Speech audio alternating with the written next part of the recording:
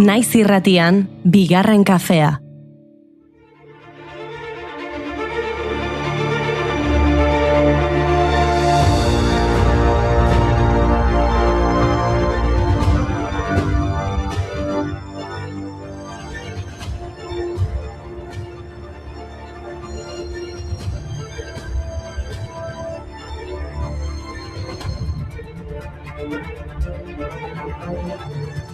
Egunon guztioi eta ongi etorri bigarren kafera. Ez dugu giro alaienean hasi hastea. Atzo arratsaldean Sarrigureneko hilketa matxista salatzeko elkarretaratze gehiago ikusi genituen. Igandean Euskal Herriko emakumeen mundu martxak deituta protesta jendetsua egin zuten Iruñean udaletxe plazan eta atzo egin zituzten elkarretaratzeak Euskal Herriko herri eta auzo txikiagoetan. Euskal Herriko urteko lehenengo hilketa matxista izan zen ostiralekoa. Gizonezko batek 28 urteko emakumezko bat hil eta beste bat larri zauritu zuen ostiral iluntzen Sarrigunenen. 2003 geroztik 133 emakume eta 13 haur hil dituzte gizonek. Luzeegia da zure krimenen geriza. Bizi nahi du libre zure legeen kontra, zure usten kontra.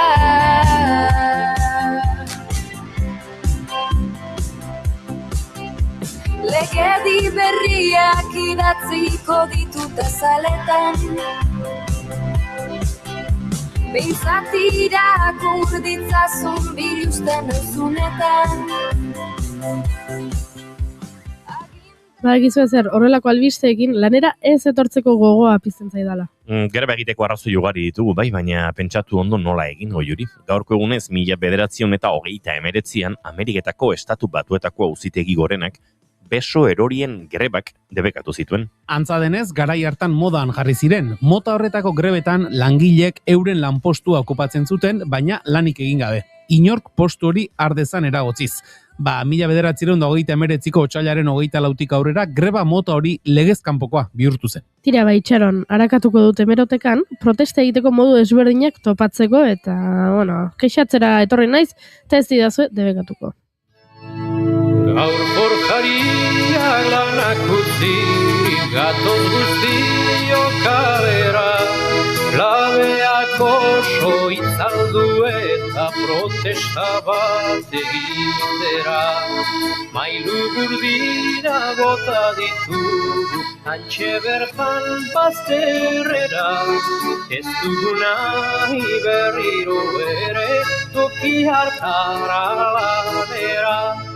Dinbilidan gau eta goiza, su eta keien artila, sosegu eta deskantzu gabe geure buruen kartila. Horrexegatik lanak utzirik, gatoz guztiok batila. Hemen duzu adibide bat, duela 26 urte 2000 urteko otsailaren 24an Vatikanoko San Pedro Basilikako kupulatik zintzilikatu ziren itoitzekin solidarioak taldeko kideak. Urtegiko kableak mozteagatik espetxean zenbait hilabete egin ostean, baldintzapeko askatasunean geratu zirenean, epaiketaren zaizirela Europako zenbait hiritan ekimenak egiteko bira bat abiatu zuten. Londresen, Hagan eta Berlinen urtegiaren proiektua salatzeko ekintza ikusgarriak egin zituzten. Irudiak ikusgarriak dira. Erroma, zeru urdina, 127 metroko altuera duen San Pedro Basilika. Eta gazte batzuk handik zintzilik. Baten batek, aingeruak zirela ere pentsatuko zuen.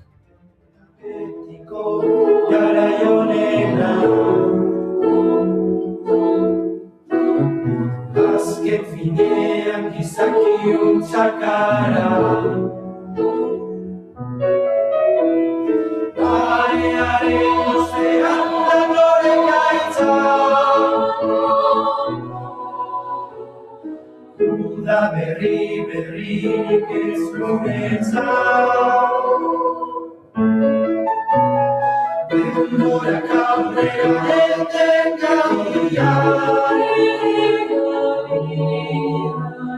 eta orain ezin utzi izan ginen. Gustatu zaite Vatikanokoa, baino protesta gehiago topatu ditut. 1980ko otsailaren 24ko eginek azalean zekarren bat adibidez errepresioa intsumisoen aurka izenpean. Horrela zioen egunkariak. Intsumisoen planto berriarekin deitutako elkartasun adierazpenak zapaldu zituzten atzo Bilbon eta Iruñan. Nafarroan, Espainiako poliziak kargatu egin zuen 8 intsumiso nafarren alde elkartasuna adierazteko bildu ziren pertsonen aurka. Eta atzo, halaber, poliziak bortizki kargatu zuen auzitegira Oskar Bizkai preso politikoa babestera joandako pertsonen aurka. 2011ko otsailaren 24ko garak hauzekarren.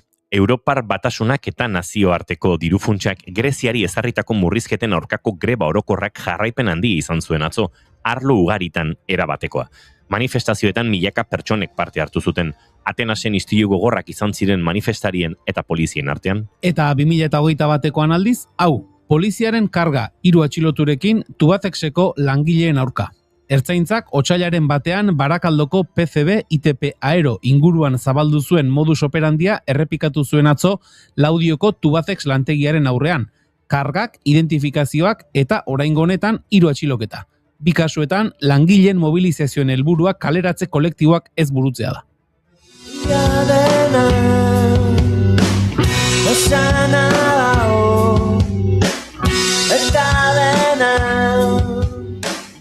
Egiteko behin-behineko ziurtasuna Iraupeluzeko nazea Aldi baterako aukera Itxolari mugagabia. Bueno, modu gehiago ere topatu ditut protesta egiteko. Literaturarekin ere egin daiteke protesta. Gaurko egunez 2013an hiltzen Faride Lasai irandar artista, margolaria, pentsalari eta ekintzaile politikoa. Bere libururik aipagarriena Xalbamu autobiografia da, Txakala heldu da. 2003an argitaratu zuena. Persiako kulturan Bertolt Brecht bezalako idazleen literaturan, zineman eta animazioan dago inspiratuta. Koasreko espetxean espetxeratu zuten 1974 eta 76 urteetan Persiako Shaharen erregimenaren aurka egoteagatik eta espetxean antzerki talde bat osatu zuen. Kartzelatik ateratakoan bere aktivismoak bere obra artistikoaren izaera baldintzatu zuen. Dure, dure, poste kuha, ye sabure, poste dashta, ye talai, poste sahra, های خالی Une mast bere. Eta beste batzuk musikarekin egiten dute protesta. Gaurko egunez jaio zen Pablo Milanés, kubatar musikagile, abeslari, gitarra jotzaile, eta finean kantautorea. Silvio Rodríguez eta Noel Nicola musikariekin batera Nueva Trova kubanaren sortzaileetakoa. Milanesek 40 album kaleratu zituen bakarlari gisa. 1973an lehen da bizikoa Versos sencillos de José Martí. 2019an aldiz azkena Standards de Jazz. Arkidatziak dira adibidez Yolanda, El Breve Espacio eta Amame como soy abesti ezagunak. 50ko hamarkadan familiarekin batera Baiamotik Habanara joan zen eta hango kaleetan topatu zituen bere lehen musika mentoreak. Egia da, Habanako Udal Kontserbatorioan urte batzuedako prestakuntza akademikoa izan zuela, baina Milanesek beti aldarrikatu zuen kaleko, auzoko eta kafetegietako musikariaien figura, bere erreferente nagusi gisa. Esta no puede ser no más que una canción. Quisiera fuera una declaración de amor romántica sin reparar en formas tales que pongan freno a lo que siento ahora raudales. Duela 4 urte hiltzen 79 urterekin, minbiziaren erruz. Hain zuzen abeslaria Madrien bizi zen 2017 geroztik, eritasunaren kontrako tratamendua jasotzeko. Azken 3 hilabeteetan okerrera egin zuenaren osasunak eta ondorioz bertan bera utzi zituen lotuta zituen hainbat kontzertu. Tartean hitzartuta zegoen Iruñeko baluartekoa. Begira, duela 2 urte zendu zen Neris Amelia Martínez Salazar, Juana Bacallao, Juana la Cubana eta Juana la Caliente izango itiz ere ezaguna, kubatar abeslari eta musikaria izan zen bera ere. Munduan zehar ibili zen eta Nat King Cole, Bola de Nieve, Chano Pozo, Benny More, Rita Montaner, Los Zafiros eta Celeste Mendoza bezalako artistekin aritu zen elkarlanean. 2024ko otsailaren 24an hil zen Habanan 98 urte zituela. Caballero, lo que tengo arriba es un cementerio. Tengo que limpiarme porque lo que tengo es el diablo, no sé qué es lo que pasa. Ya me tienen cansada la gente y la vecina me tiene nerviosa con ese muerto. Espíritu, Ay, ¿hasta cuándo? alégrate de mí. ¡Qué horror! Espíritu, Me saqué la lotería y esta mujer tiene cansada. En el barrio que yo vivo. Guk Juana Bakaiao ez dela 98 urtetara sasoiko iristeko esperantza izan badaukagu, baina ordura bitartean lan apur bat egitea ere tokatzen zaigu. Gaurkoa tajutzen hasiko algara, ekipo. Oinarri egitasmoko Naiara Martin etorriko da gurera, gaztetxoen euskarazko aisialdia sustatzeko egitasmo bat abiatu dute, beste erakunde batzuekin elkarlanean, eta horren inguruan arituko gara. Abuztuaren 12an eguzki eklipsea ikusteko aukera izango da Euskal Herrian eta horren inguruko argibide gehiago emango dizkigu Naiara Barrado Izagirre Euskal Herriko Unibertsitateko doktoreak. Eneko Iturbe Otamendik berri bitxien inguruko tarte bat prestatu du, ea zer kontatzen digun gaurkoan. Eta larun batean Aria taldeak Donostiako Imanol Lartzabal kulturretxean eskainiko duen kontzerturako 2 sarreren zozketa ere martxan jarriko dugu. Entzuleok, otsaiako 24 ditu gaur eta guk ez dugu grebarik egingo guzuekin izango gara urrengo 2 orduetan. Ongi etorri guztioi bigarren kafera, asteartea da bai, eta hementxe gaude, gu prest.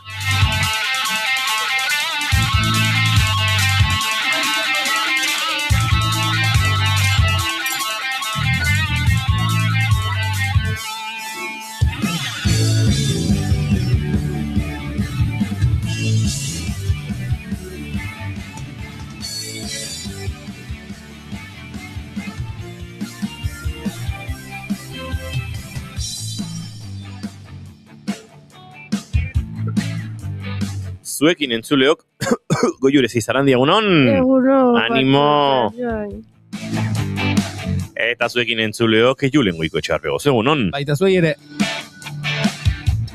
Izketan ari zaizuen hau Inigo Asensio Elurbide, gaur bigarren kafeak 1135 garrena du, otsaiak 24, goizak 10 eta 19 minutu izango ditu 4 segundu barru, gu irugara, urrengo 2 orduetan zuekin bat, egiteko asmotan. Ongi etorri guztioi, bai, naiz irratian zarete bigarren kafean.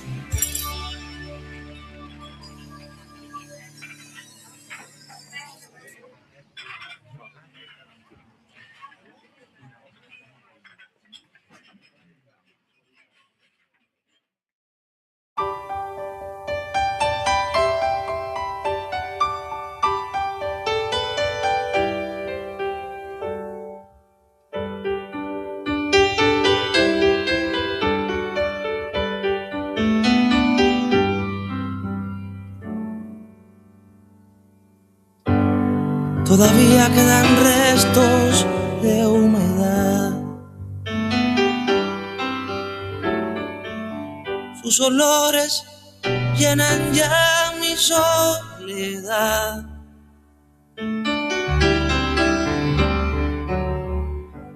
En la cama su silueta se dibuja cual promesa de llenar el breve espacio en que no está.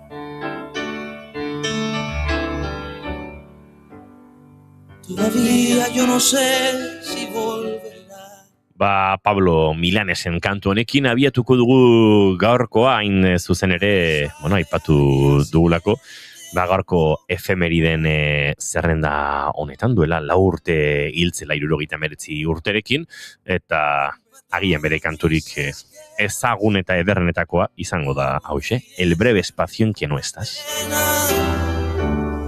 No me pide nada. Haren, bide lagun edo eta mugimendu lagun, Nueva Trova Kubanako beste erreferente horietako den Silvio Rodríguezekin batera abesten du bertsio honetan. No habla de uniones eternas, más entrega, cual si hubiera solo un día para...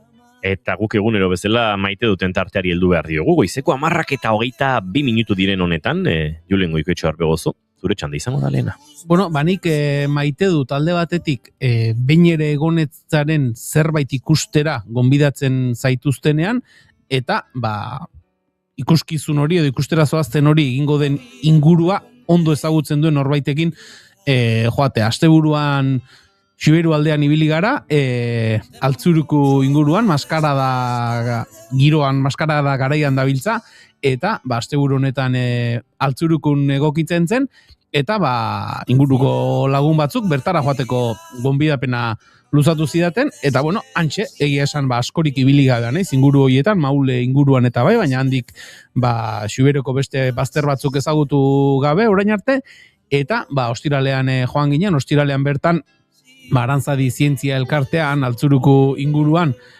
Gaztelu mendian egiten ari den indusketa batzuei buruzko hitzaldia eskaini zuten, larun batean, egun pasa egin genuen, inguruko mendietan, alde batetik Gaztelura bertara igo ginen, indusketak eta nola doazen ikustera, eta gero, Auzkiko lepora igo ginen, ni izan dut, sekula izan gabe nintzen, inguru haietan, eta egia da baita ere, pare-pareko eguraldia tokatu zitzaigula, eta Auzkitik, Pirinioak ere lurtuta ikusten ziren, sekulako eguraldia, eta igandean, maskara da, eta nik maskara da sekula ikusi gabean nintzen, entzuna, maskaradak egiten direla eta hori guztia, baina ez nekien maskarada baten dinamika nolakoa den, goizean barrikadak egiten dituzte, herriko puntu ezberdinetan, arratsaldean izaten da nola baitere, emanaldi nagusia edo, tartean bazkariarekin, eta gustatu zait, gauza kuriosoa iruditu zait, baina maskaradarekin batera maite dut esan dudan hori ezagutzen ez duzun zerbait ikustera, eta ezagutzen ez duzun lekuetara konbidatzen zaituztenean, eta leku hoien berri baduen jendearekin, leku hoiek alik eta egokien ezagutzea. Hauxe Julen Goikoetxea Arbegozoren maite duta, eta Goiuri zureare entzun nahiko dugu. Nik maite dut, ia urte bete duen, baina nik orain deskubritu duen jolas bat. Izena du Taxania, ezagutzen duzu? Nola? Taxania. Ez? Nik Taxania izena entzun dut, baina ez nuen zerbaitekin lotzen. Pasaden urtean, martxo amaieran, kodesintaxek aurkezu zuen, Taxania aplikazio jokoa, kontua da, dala pixka bat egunean beinen hildo beretik doa, eta funtsa da, Euskal Herriko herri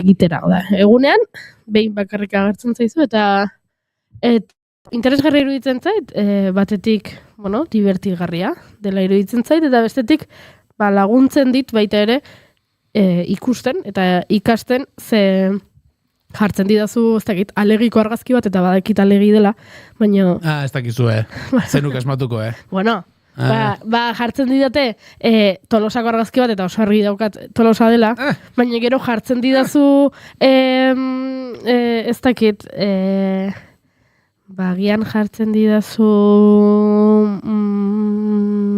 zeraineko argazki bat, eta ez dakit zerain dela. Eta orduan konturatzen zara, haien Euskal Herria ez duzula hain ondo ezagutzen, ez, bereziki, ni Gipuzkoarra izan da, Gipuzkoa gian hobeto ezagutzen dut, baina gero kosta egiten zait, ez dakit Arabako herritxo bat ezagutzea, edo horrelako gauzak eta... Zenon kostako herriak. Kosta zitzaizkizula. Oso ondo, Ondo egin? Hori da, Taxania nahi bali baduzu jolastu. Taxania. Bueno, nik oraingoz, mobilarekin nahiko engantxada badaukat, eta horren agiotik jolastu diteke? Ez dakit, ez dut uste. Piskat kentzen ari naiz olako gozetatik, baina tira, gero bihar kontrakoa esango izut eta engantxatuko naiz.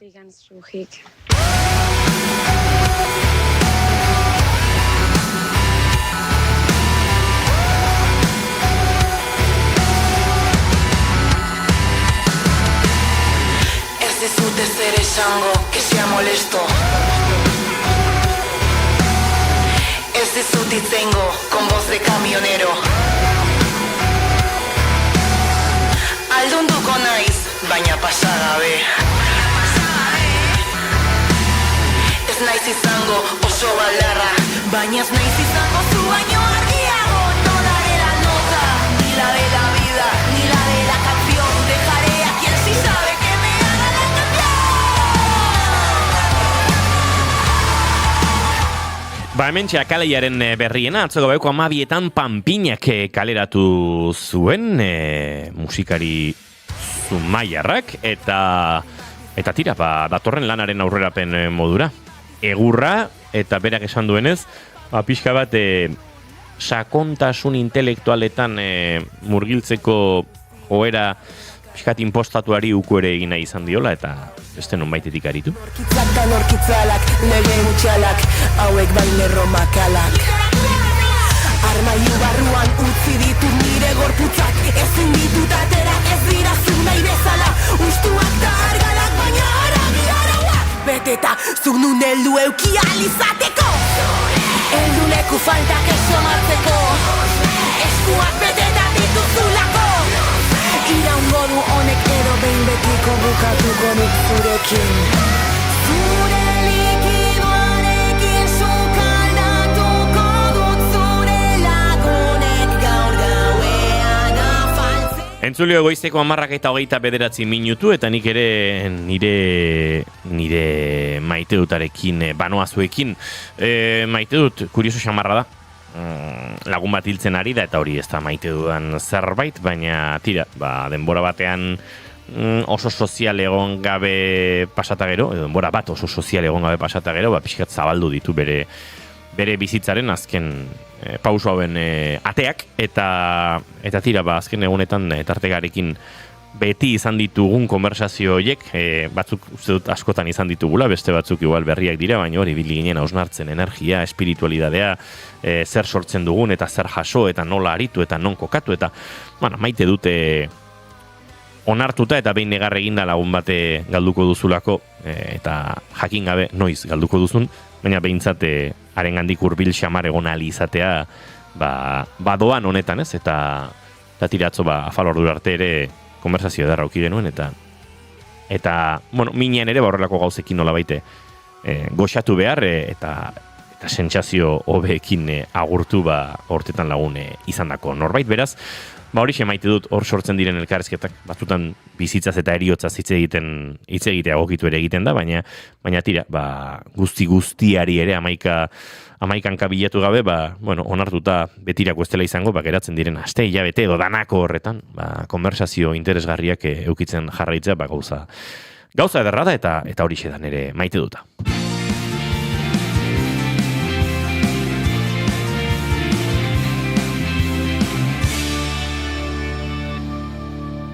Bigarrenak ez direlako beti okerragoak, Bigarren kafea. Eta entzuliok segituan goaz gure gorko lehen gonbidatu orkestera, baino txatari ere biztazu azkarba botako dio. Egunon, zer modu zaudeten nire maite duta da ostiralean hasiko dela 24.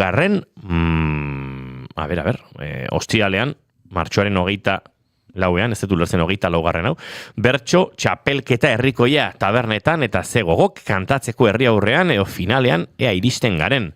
Bueno, animo gorka, ea finalera iristen zaren. Gainera ostiraletan giroa sortzen da herrin, eta atzo iritsi zaidan armario berria, ze ederra. Hemendik dio egunon gaztiak, kamisetak ere armarioan kokatzen ibili naiz, hor topatu ditut, postal kolekzionistak, esan ezin, nik hor postal kolekzionisten kamisetarekin nago gorka, baina azpitik. Da dantza gaur, 24, 0-7, ez dut ulertzen 0-7 hori, zer den, Uztaiak 24 esan nahi duen, Uztaiak 24 turra bukatzen hariko da. Azken aurreneko etapa izango da ez? Hariko da. 26an amaituko da. Zunezkoena. Lauean abituko bada, bai. Goiuri, koinak kopa batekin, nik uste, pasako zaizu lau. Bueno, nik kopa badut. Eta batekin pasatzen zaizu, bi. Kopan ura dauka. Hala ere, entzuliok nik eskaini diot hemen infusio berriak erosi genituen. Pentsa, Alain Agirreren bizitarekin erosi genituen infusio berriak, eta hor badaukagu zainmin eta naranja oso infusio goxoa, zainmina jengibrea, eta nik uste oso ondo dingo lizukela, Goiuri. Urarekin moldatzen naiz, eskerrik. Bueno, moldatu ez da, moldatzen zaren. Bida, Titxua, horrela aritzen zara, nerik hartzen dut, zainmina. Zorionak. Julen, ze morro maskarraetan ibili zarela. Ondo, ederki ibili gara bai, gauza kuriosoa. Eta Edita Brokosek dio egunon, egunon guztioi entzuleok, orain bai, gorko lehen gonbidatua, aurkezteko moduan gara, gero bestela, aserretu egiten zaizkigu, ez dugulako txatari, ez diogulako, nahikoa leku egiten. Beraz, esan dakoa, bagoazela aurrera.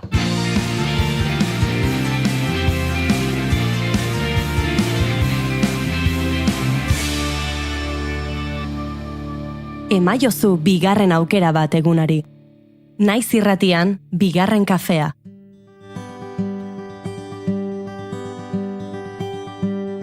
Aspalditik gatoz,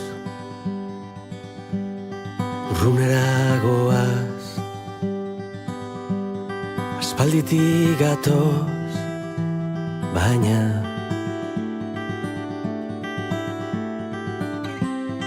egan egiteko salzara inoiz, eguzki argitan hautsa izan. Hurbilegi gaude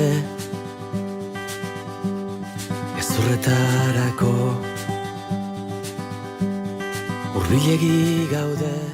Ohiko egia ezten zerbait bere osotasunean ikusteko aukera paregabea izango dugu Euskal Herrian datorren abuztuaren 12an. Egun horretan, eguzki eklipse bat izango da, eta Iberiar penintsulan Akoruñatik Mallorkarako ardatzean ikusi ahal izango da. Ardatz horrek tartean harrapatzen ditu gure geografiako hainbat puntu, eta inguru horietan bere osotasunean ikusi ahal izango da. Eta nolabait esate aldera, 2 gau izango dituen eguna izango da abuztuaren 12koa. Espainiar estatuan azken eguzki eklipsea duela 113 urte izan zen, eta aurtengoa gurean ikusteko aukera izango denez, Euskal Herriko Unibertsitateko doktore den Naiara Barrado Izagirrerengana jotzea erabaki dugu argibide gehiagoren bila. Naiara, egun honetan ongi etorri? Egunon. Zer moduz gara? Ondo. Tiranek. Oso, ondo Naiara. Berehala hasiko gara eklipsearen inguruan hitz egiten, baina gonbidatu guztiei, bigarren kafeko gonbidatu guztiei, galdera batzuk egiten dizkiegu, eta galdera horiek Goiurik egingo dizkizu eta azalduko dizu nola den kontua. Nik 2 galdera egingo ditut, eta zuk aukeratu behar duzu 2 galdera horietako bat erantzuteko. Vale. Bat da luzea eta bestea da motza, baina ian luzea errexago egingo zaizu, ez dakigu. Esango dizut. Lehenengo galdera da. Imaginatu orain badatorrela zinema zuzendari bat zure gana eta esaten dizu Naiara, zure bizitzari buruzko pelikula bat egingo dut. Baina ezin dut kontatu guztia jaio zinenetik orain artekoa. Kontatu dezaket soilik zure bizitzako etapa zehatz bat. Galdera da, ea ze etapa aukeratuko zenukeen gero pelikula batean islatuta ikusteko. Hori da lehenengo galdera. Eta bigarren galdera laburragoa da, ea nola gustatuko litzaizuken izatea zure funerala, zure hileta. Orduan, esan bezala, nik 2 egin ditut, baina zuk 2etako bakarra aukeratu behar duzu erantzuteko. Buah, zaila, Hiletaren aukeratuko dut. Oso ondo. Espero dut izatea gauza simple bat, baina ez izatea oso tristea. Izatea, hil naizenean dena egin behar nuen guztia egin dudalako, ez izatea oso dramatikoa, eta hori, apur bat, brindis bat egitea nire bizitzaren gatik. Zoragarri, apuntatu egingo dugu, ze gure gonbidatu gehienok esaten diguzue horrela brindisa eta horrelako zerbait nahi duzuela, eta uste dut horren aldeko manifestazioa da egin barko dugula. Ederki nahi gara, pixkanaka eklipsearen gaian sartuko gara, entzuten ditugu, eguzki eklipsea, ilargi eklipsea, eguzkia ilargiaren eta lurraren artean, lurra bestearen parean tartean, horrelako kale azalpen asko entzuten ditugu, baina eklipse bat zer den, nola gertatzen den galdetuko banizu, nola azalduko zenuke? Egia esan hori da, ez? 3 gorputz daude hor jokoan, kasu honetan gure lurrean ikusten ditugun eklipseak, gorputz horietako bat lurra bera izango litzateke, bestea eguzkia eta bestea ilargia. Depende nola kokatzen diren, gertatzen da eklipsea, eguzki eklipsea edo ilargi eklipsea. Hau da, konfigurazio horretatik. Eta zer da eklipsea berez, zeruko gorputz batetatik da etorkigun argia, beste gorputz batek blokeatzen duenean gertatzen den fenomenoa izango nuke, ez? Hori definizio tipiko bezala. Kasu honetan, eguzkikoa izango denez gertatuko dena, jartzen da eguzkia, ilargi erdian eta gero lurra. Orduan, ilargiak blokeatzen du eguzkitik datorkigun argia. Baina beste eklipse bota batzuk badaude ere bai direla eguzkia, lurra eta ilargia, eta orduan horri ilargi eklipse deitzen zaio. Lurrak itzal bat egiten baitu, eta orduan ez zaio ilargiari argirik heltzen, eta orduan ez du islatzen, eta orduan ere bai argian, ilargian, ikusiko genuke eklipsea. Hori gutxi gora bera, baina egia da, esaten diren gauzak nahiko zehatzak esaten direla. Hau, esan dizuet, ilargia eguzkia eta lurrarekin, baina beste planeta batzutan ere bai, hor esaten diegu transito. Zer, bi gorputzen arteko diferentzia hori handiagoa da, adibidez, Jupiterren aurretik pasatzen denean Io ilargia, horri ere bai transito ditzen diogu, baina ere bai eklipse moduan ikus genezake.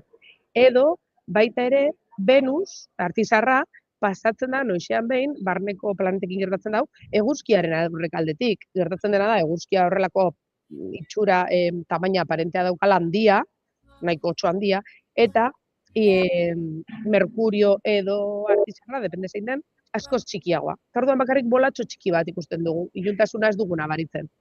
Baina bai ikusi daitekela. Beraz, nolabait esateko, jabetzen ez garen edo horrelako abuztuaren 12ko eklipsea bezala iragartzen ez zaizkigun antzeko fenomeno gehiago ere gertatzen dira. Naiz eta askotan, jende arruntari nolabait esateko oharkabean pasatzen zaizkion.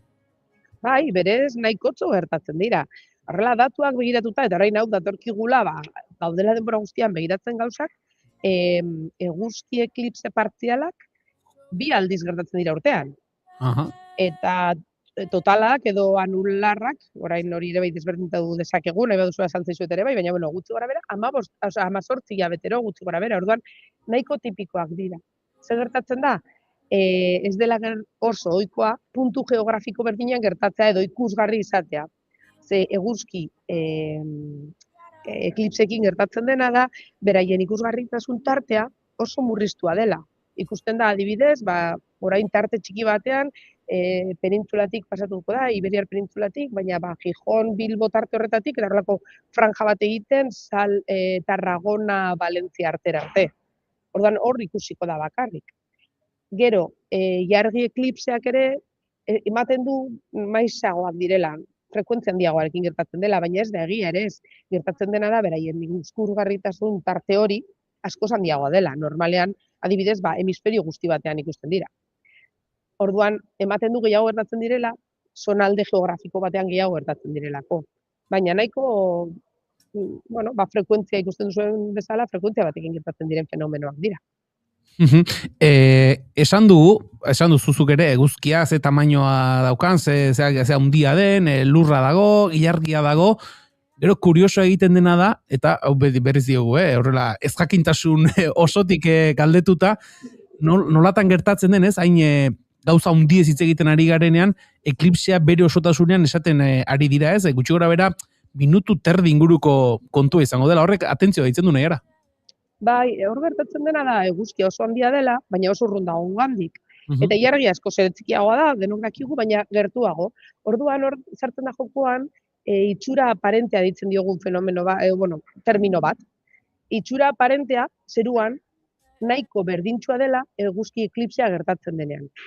Eguzkiaren itxura aparente hori, hau da, guk ikusten dugun tamaina hori, baldin eta ilargiaren berdina baldin bada, hau gertatzen da perigeoan, hitz oso polita, baina, zer esan nahi du hori, ilargia dagoenean gugandik oso hurbil, lurraren orbita, ilargia eta lurraren orbita nahiko zirkularra da, baina batzutan eliptikoa da egia zen, orduan batzutan urrunago dago, beste batzutan hurbilago. Urrunago dagoen momentu horretan, ilargia guk ikusten dugu handiago. Dagoela urrunago ez barkatu esan dut hurbilago. Orduan ikusten dugu handiago, orduan bere itxura aparente handiagoa da. Momentu horretan gertatzen denean eklipsea, orduan guztiz estaltzen du. Gertatzen delako justu beraien tamaina aparentea, itxurasko tamaina hori antzekoa dela zeruan. Eta orduan guztiz tapatzen du. Hau ez denean horrela, ilargia dagoenean apogeoan, justu kontrako puntuan, gugandik urrunen, bere tamaina aparentea txikiagoa da. Eta orduan gertatzen dena da eguzki eklipse anularra. Ez du guztiz tapatzen eta horrelako erastun bat gertatzen da bere inguruan. Eta horregatik gertatzen da. Beste planeta batzutan, eta beraien ilargiekin eta horrela, izan daiteke ez gertatzea. Hau gertatzen da lurrean, guztiz tapatzen dela eta hori dena, itxurazko tamaina honen arrazoi honengatik. Naiara, esan dugu, Espainiar estatuan azkena duela 113 urte ikusial izan zela, baldintza horietan, ez dakit, urrengoak jada noiz datozen eta jakin liteke, esan edo, hau guztia kalkulu matematiko baten ondorioa da, edo badira bestelako baldintzak, eklipse bat noiz eta ze ezaugarriekin gertatu daitezkeen baldintzatzen dutenak. Hau guztiz kalkulatu daiteke, esan duzun bezala, aurrekoa, ez dakit zenbat urte, baina 1912 urtean gertatu zen penintzulan, Iberiar penintzulan. Kanariar irletan 1959an, hori behiratu ere bai. Datu hauek nire zaizkit geratzen buruan, orduan beti behiratu behar izaten ditu. Orduan ez dakit noiz izango den urrengoa, baina bai, orain gertatuko direla 3 jarraian, nahiko jarraian.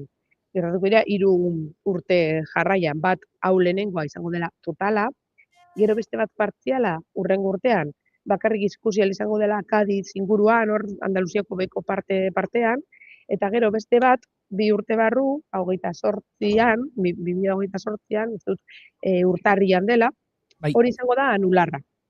Ja hor, hurbiago dago ilargia, eta ez da ikusiko bere osotasunean, eta Bilbotik hor, Bilbo gure inguruan ez da ikusiko. Hori izango da apur bat, ez dakit oso ondo nola, baina ere bukatuko du Levantetik, bukatuko du berriro Katalonia, Valentzia inguru horretatik, baina ez da Andaluziako partetik, orduan, beka partetik pasatuko da. Sarreran hasieran aipatu dugu Naiara, gertatzen direla, ez askotan oharkabean edo hauek bezala iragartzen etzaizkigun eklipseak, orain nolabait Iberiar hirukotea edo deitu zaion hori aipatu duzu, ohikoa da horrelako 3 eklipse hain denbora tarte laburrean izatea, hain nabarmenak? Ez, normalean esaten da toki berdinean, toki geografiko berdinean, 350 pik urtero gertatzen direla. Baina, hemen kointzidentzia bat dago, ez dela osoa, osoak dinot. Bata osoa, bestea partziala, bestea anularra, eta orduan, bai dela kointzidentzia. Gero jaurrengoa ikusteko, egia da ez dudala behiratu, baina faltazko zaigu denbora nahiko txorainik, Bai. Bueno, akaso guk hau ikusi beharko dugu, ez dakigulako urrengoetan 350 urtera, ondo bidea meintzat, ez gara hemen egongo, beraz, abuztuaren 12koari begira jarri beharko dugu.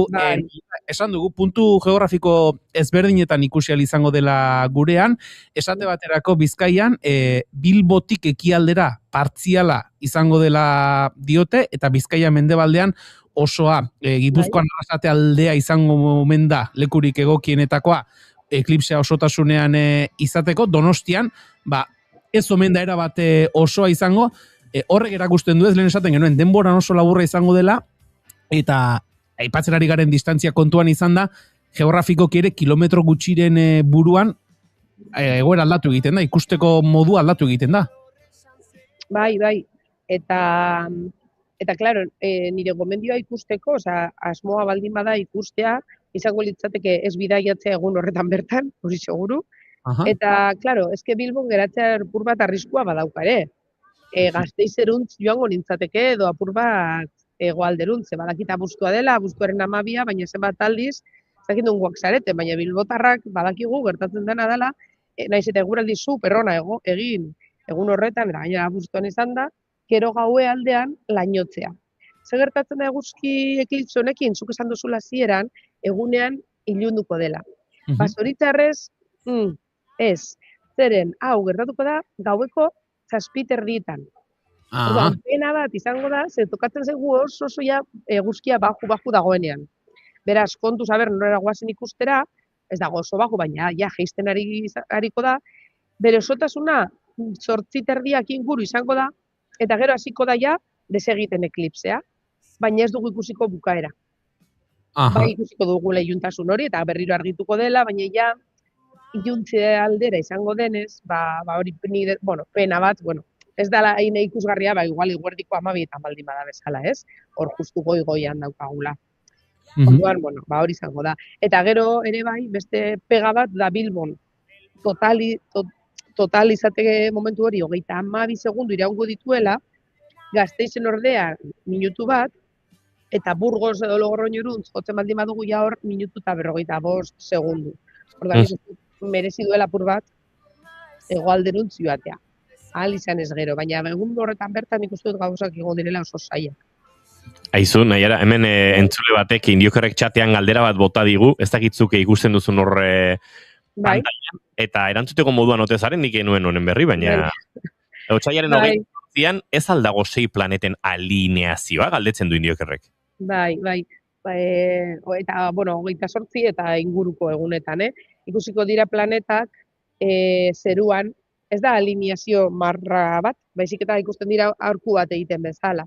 Planetak ilargia eta eguzkia bezala jarraitzen dute marra bat bezala, marra bat ez, ibilbide bat bezala. Ibilbide hori ekliptika deitzen diogu, eguzkiak jarraitzen duen ibilbidea. Gutxi gora bera planetak eta ilargia berdina jarraitzen dute. Ekialdetik irten eta mendebaldetik sartu. Orduan, gertatzen ari dena da, orain ikusgarri daudela, 6 planetak ez ditugu ikusiko, porque denak ez dira, bai ikusi aldira teleskopio batekin, baina ez begibistaz, baina begibistaz bai, kapazak izango garela, ikusteko Jupiter, Saturno, Marte, ikusgarriak direnak, dizidatuagoak direnak. 3 horiek, batez ere, eta, Saturno, Artizarra, Jupiter eta Marte bai direla ikusgarriak begibistaz. Momentu honetan, gainera ez dakite horiek danak ikusiko diren, justu duka transparentzia bat emendik, ze galdetu ziatzen beste gunean ere bai. Eta izaten da polita, baina ez da lerro bat, da horrelako arku bat bezalako. Ados, hortxe erantzun da, Indiokerren galdera bera. Nahiara, esan diguzu, gutxi gora bera azaldu diguzu, eklipsea ikusial izango den franja horren barruan edo, komeni dela alik eta hegoaldera egitea, bestetik horrelakoetan, babes neurriak ere eklipseetan esaten hartu behar direla, zeintzuk izango liratek eklipsea segurtasunez ikusteko hartu beharreko neurriak? Bai, mesede, segurtasunez ikusi, baina eklipse bat gertatzen den bakoitzean gero pila bat kasu daude, erretinen, begien arazoekin eta hospitalizazioak eta dana, beraz. Betaurreko bereziak erabili, denda espezializatuetan erosi, ez erosi dozein betaurreko. Ez baldin badu kasu ez ziurtasun handia hori ondo dagoela, ez begiratu zuzenean. Beste metodoak ere bai existitzen dira, adibidez, proiekzio bidez behatzea. Zer esan nahi du horrek? Badaude, begiratu interneten, badaude modu ezberdin asko, ni tailerre bat banago pentsatzen nire umetxoekin egiteko, kartoizko kutxa bat hartu, zulotxo bat egin, eta proiektatu. Hori egin daiteke, hori eskulan bezala, baina baita ere, existitzen dira erosi daitezkeen kutxa estenopeikak deitzen direnak, baina hori izango litzateke gutxi gora bera. Kutxa ilun bat, xafla xuri bat, zulotxo bat egin, eta begiratu horri kontra eguzki atzekaldean utzi eta sartzea argia hortik. Zuek begiratuko zenukete proiekzioa. Binokular batzuekin ere bai egin daiteke esperimenturen bat berriro, ez begiratu zuzenean. Zuhaitzen itzalek sortu dituzte irudi oso politak, eta ikusi izango ditugu eklipse asko egongo balira bezala. Baita koladore batekin egin genezak ere bai, orduan kontuz ibili begiratu metodo hauek edo bestela erosi eta horreko batzuk, eta begiratu eklipseari hori noski. Momentu maksimoan, hor bai, 30 segundu horietan, edo depende nora zoazten, minutu bat izan daitezkenak, hor bai, begiratu aldela eta oso ikusgarria dela, baina kontuz, hori pasatzen da ere bai.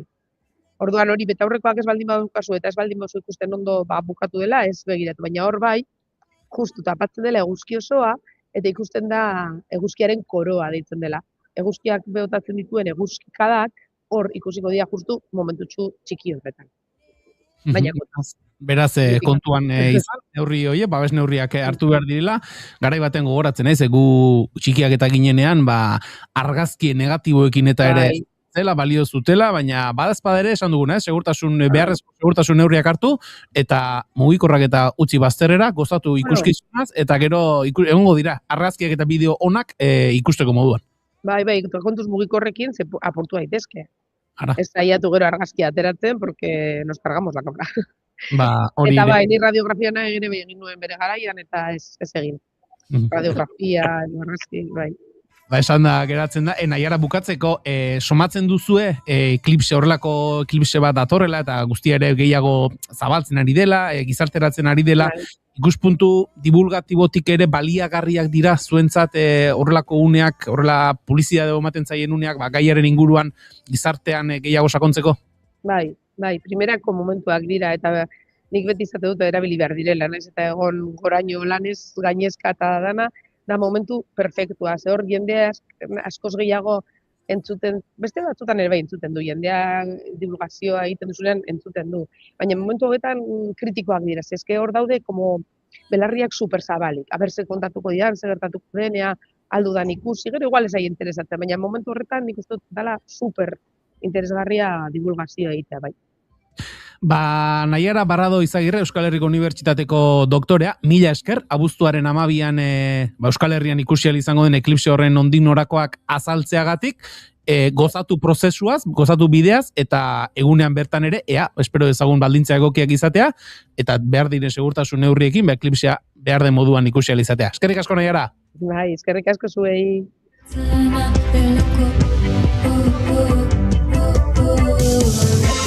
Naiara Barrado agurtu berri dugu entzuleok eta segituan bagoaz gaur aurreratu dizugun bezala, larunbat hontarako zozketa asko egin ditugu azken aldian, aurreko ostiralean Abraham Kupeir ikusteko zozketa egin genuen, bertan izan ziren bigarren kafeako irabazleak, larunbat honetan Bilboko Euskaldunan izango den Saharari kantarirako ere bi sarrera zozkatu genituen, baina larunbat hontarako beste zozketa bat egun hauetan zuek xaxatzeko entzuleok.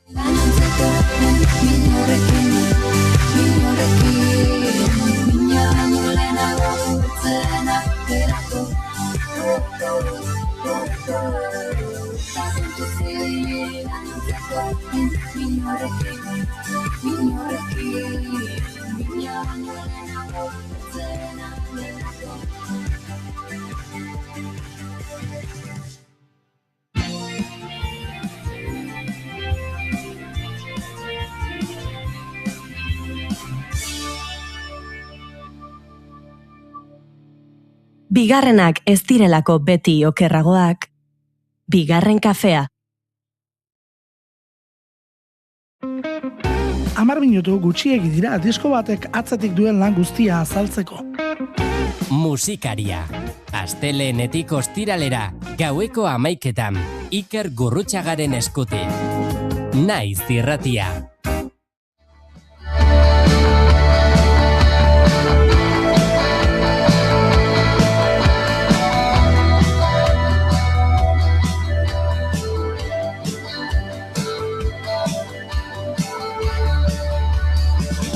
Dantzan jarri nahi dut, nire ezur beldur, ezur koropista zapaldu.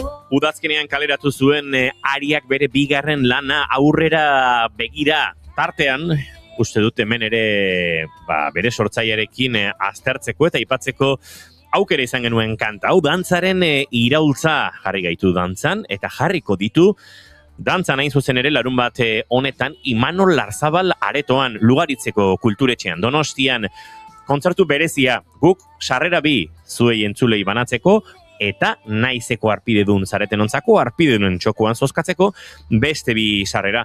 Eta kontzertu ontarako aitzakiari behar bazenuen edo nolabait konbentzitzeko oraindik bultzada bat behar baduzue, guk Ariako abeslari, sortzaile eta lider den Marina Landa daukagu, telefonoaren bestaldean. Marina Landa, egunon?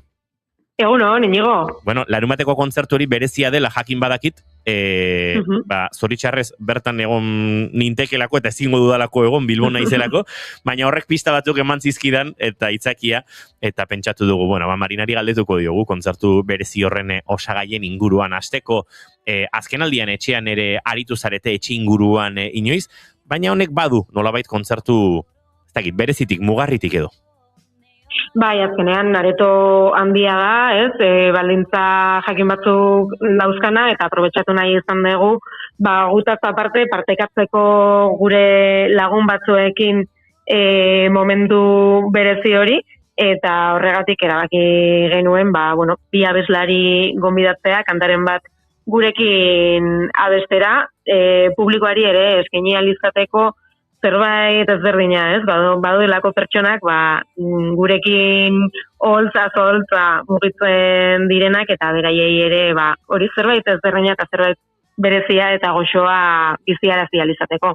Beraz, holtza gainean ohiko moduan Marina Landaren bizkar zain edo inguru horretan Iñaki Ortego izango da pianoan, Iñaki Olaskoaga, gitarretan, Jon Larrañaga baterian, esango dugu Oker Espanaiz bajuan Ane Bastide izango dela, azken aldian ohiko izan den bezala, eta hortik aurrera bide lagun berezi hoien izenak ez dakit kontatuko izkiguzun, edo sorpresa modura utziko. Bueno, hemen naiz irratiko entzulentzako, bigarren kafeko entzulentzako, esango dut, Sara Zurza eta Sara Mansilla izango ditugula gurekin, bakoitzak kanta bat abestuko du gurekin, eta niri ilusio berezia egiten dit, alde batetik Sara Zurza duela ezainbeste ezagutu nuelako, eta biok gaudelako musikari elkarteko zuzendaritza batzordean, eta berezia izango da berarekin partekatzea, eta berarekin abestea kanta bat,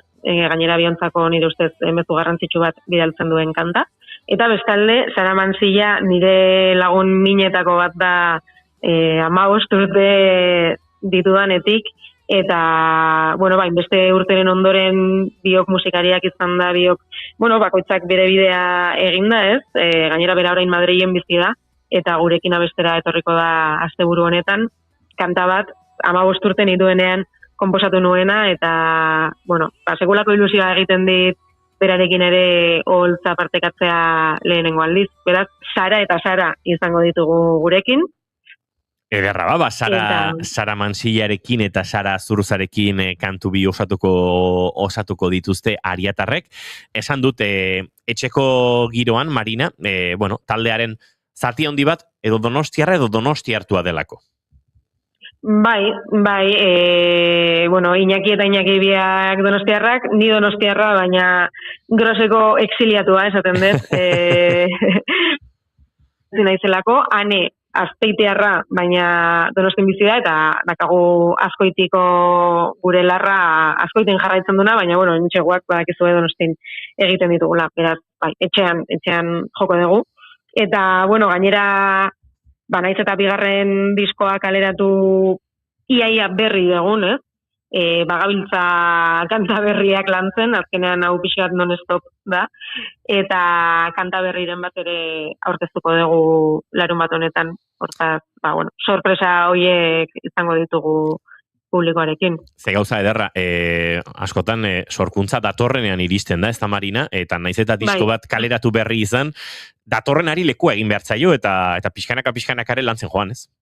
Bai, hala da, eta inspirazio momentu horiek aprobetxatu behar dira. Ez datozela beti. Ez datoz beti, eta aprobetxatu egin behar dira zalantzari gabe, agurtu horretik azken galderat egin behar nizun, eta da, ze berri ona, pixka bat, engainatu edo engantxatu duzuela, Ane Bastida holtzatara bueltan izateko, urtetan ikusi izan dugu, ez dakit, Lauroba taldearekin, Amor de Tokio taldearekin, ikusi izan genuen Janus Lesterren astapen horietan ere bai, garai batean hola pixatu holtzetatik urrun, eta konbentzitu duzu. Bai, ez zaigo erresa egin, osatu zaigo, konbentzitzea, baina hor dago, gurekin bueno, ni oso eskertuta nago egia esan da, sekulako basu jolea da, sekulako pertsona da, eta oso polita izaten ari eta berarekin nolta partekatzea, daukan energia, bueno, bere energiak jaten duelako, ez, areto oro, eta oso polita izaten ari da egia esan da. Marina, agurtu aurretik, galdera bat egin marko digu gure entzulei, sare sozialetan gaur bertan publikatuko dugu storytxo bat, bertan zeldatxo batean galdera egingo diegu, eta uste dut, ea ondo ikusten duzun, galdetuko diegu, ea zein herrialdek, Euskal Herria ez den zein herrialdek inspiratu duen Marina Landa, bere sorkuntza prozesuan azken urteotan. Ondo ikusten duzu galdera, Marina? Primeran, bai, oso aproposa. Venga, hori galdetuko diegu entzulei, orain txentzuten ari zareten artean nahi baduzu gure txatean idatz dezakezue, baldin badakizu behintzat, zein herrialde den Marina Landa inspiratu izan duena Euskal Herritik, gure lurretatik kanpo, eta guk ostegun goizean bertan, esango dizuegu entzuleok, zein zareten larun bateko kontzertu hortarako, irabazleak Ariaren kontzertua, esan da bezala, Imanol Arzabal aretoan lugaritzen, 7:00 larun bat honetan, zozketa horretan, sarrera bi dauzkagu, eta naizeko arpidedun zaretenok, aukera bikoitza, ze arpidedunen txokoan ere, beste bi sarrera zozkatuko ditugu. Marina Landa, eskerrik asko guretzat tartetxo bartzeagatik. Eskerrik asko zuei. Zaino asko. Besarkada bat.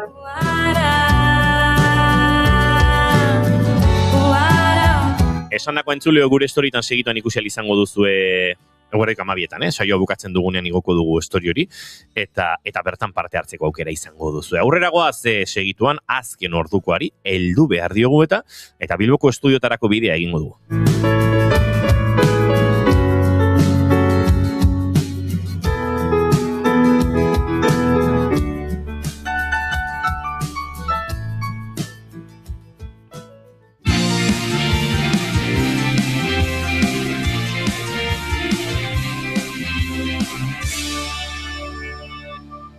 Bigarrenak ez direlako beti okerragoak. Bigarren kafea. 11:03 Itxaso Leon Kareaga Bilboko estudiotan dugu azken ordukoa gurera ekartzeko. Itxaso, egunon? Kaixo, egunon, kontatu dizuegu duela ordu bete ere Bilboko Sanadean auzoan pertsona baten etxegabetzea zegoela aurre ikusita goiztonetarako. Aztet etxe bizitza sindikatuako hartarazi duenez Oskarren etxera sartu eta barruan zeuden kideak kanporatu dituzte. Etxegabetzea gauzatu da. Aztet taldeak deialdia egina zuen goizeko 8:30 aurrera Sanaldean auzoko Goikotorre kalean elkartzeko atari inguruan.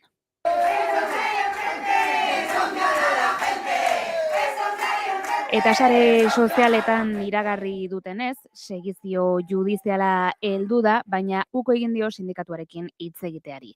Elkarrizketaren aukera baztertuta gaineratu dute kaletik jarraituko zutela euren eskaerak entzunarazten, etxegabetzea gelditzea eta Oskarren egoerari aterabidea bilatzea, baina orain etxegabetze hori azkenean gauzatu dela iragarri dute. Jakingo duzuenez, etxegabetzea tamalez bat gauzatu da, dena den eskerrik asko zuegan hori, elkartasunez etorri zaretela, hemen garela, presionatzen, gure gorputa jantzen, eta barruan egotien kidei ere mila esker. Orduan, txalo haundi bat zuen jago danontzako. Eskerrik asko.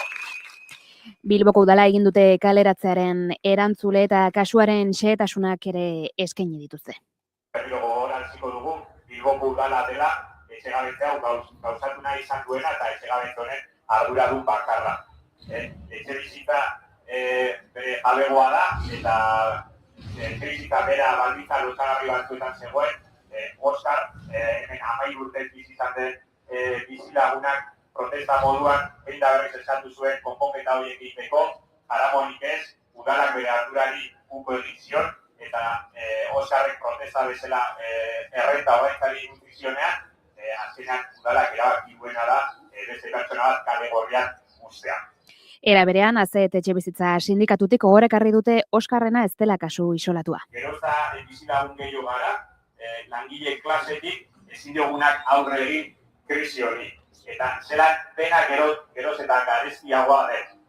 Eta honetaz gain errepidei begira jarriko gara, izan ere trafiko istripu baten ondorioz N bat errepidea itxi behar izan dute Andoainen Irungo norantzkoan larrialdi zerbitzuak jakinarazi duenez. Ez beharra 457. kilometroan gertatu da eta gutxienez 6 kilometroko autoilarak sortu dira. Errepidea itxi dute Irunerako norantzkoan, ostera errei bat ireki duten arren, eta horrek eragin nabarmena izan du zirkulazioan. Autoilara luzeak sortu dira esan bezala, gutxienez 6 kilometrokoak istripuaren gunerako sarbidetan autoak eta kamioiak barne, oraingoz ez dute ezbeharraren arrazoiei buruzko xehetasunik eman, ez da zauritutako pertsonei buruzko xehetasunik ere, eta larrialdi zerbitzuak lanean ari dira egoera kudeatzeko eta zirkulazioa lehen bailen berrezartzeko. 011 arreta telefonotik gidariei kontu handiz ibiltzea gomendatzen zaie eta ahal den neurrian ibilbide alternatiboak bilatzea.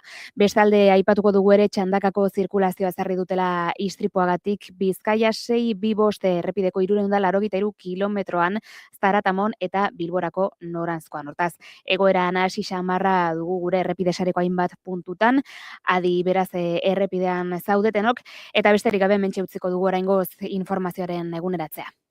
Eskerrik asko Itxaso Leon, eguerdiko 12etan informazioari heltzen jarraituko du hementxe Naiz Irratian. Gu bagoaz aurrera gure hurrengo gonbidatu aurkeztera.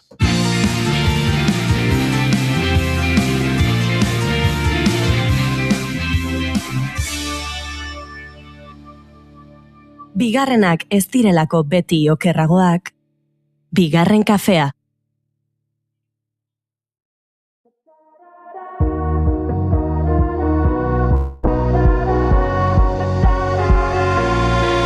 Elkarrekin mundu aldatu dezakegu, esan zenidan, zu nire auspo izango zara, ni zure babestokia. Daitzezitz, etorkizuna berreraiki, daitzezitz. Eskola aukeratzeko unean dibortziorainoko eztabaidak ikusi ditute inguruan.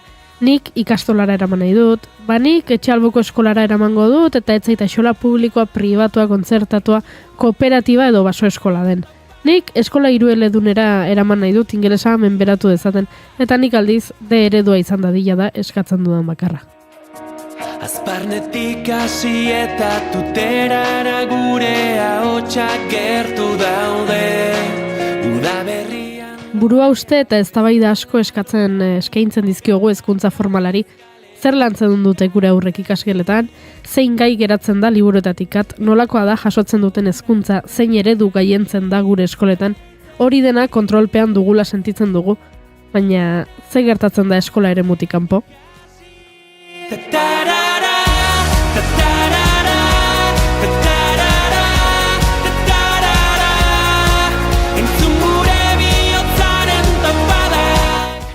Aur eta gazte euskaldunak nahi baditugu, eta argi dago hori da nahi duguna, aisiari erreparatzeko garaia da. Euskarazko eskaintza erakargarriak behar dituzte gure txikiek, eta euskarak gure txikiak behar ditu. Umeentzat eta gazteentzat euskarazko aisialdia bultzatzeko egitasmoa sortu dute Uezik, Oinerrik eta Udaleku elkarteak. Euskal Herriko zenbait herrik hartuko dute parte, Hernani, Ziburu, Lesaka, Lekeitio, Agurain, Sopela, Markina, Errenteria eta Oarsoaldoko mankomunitateak.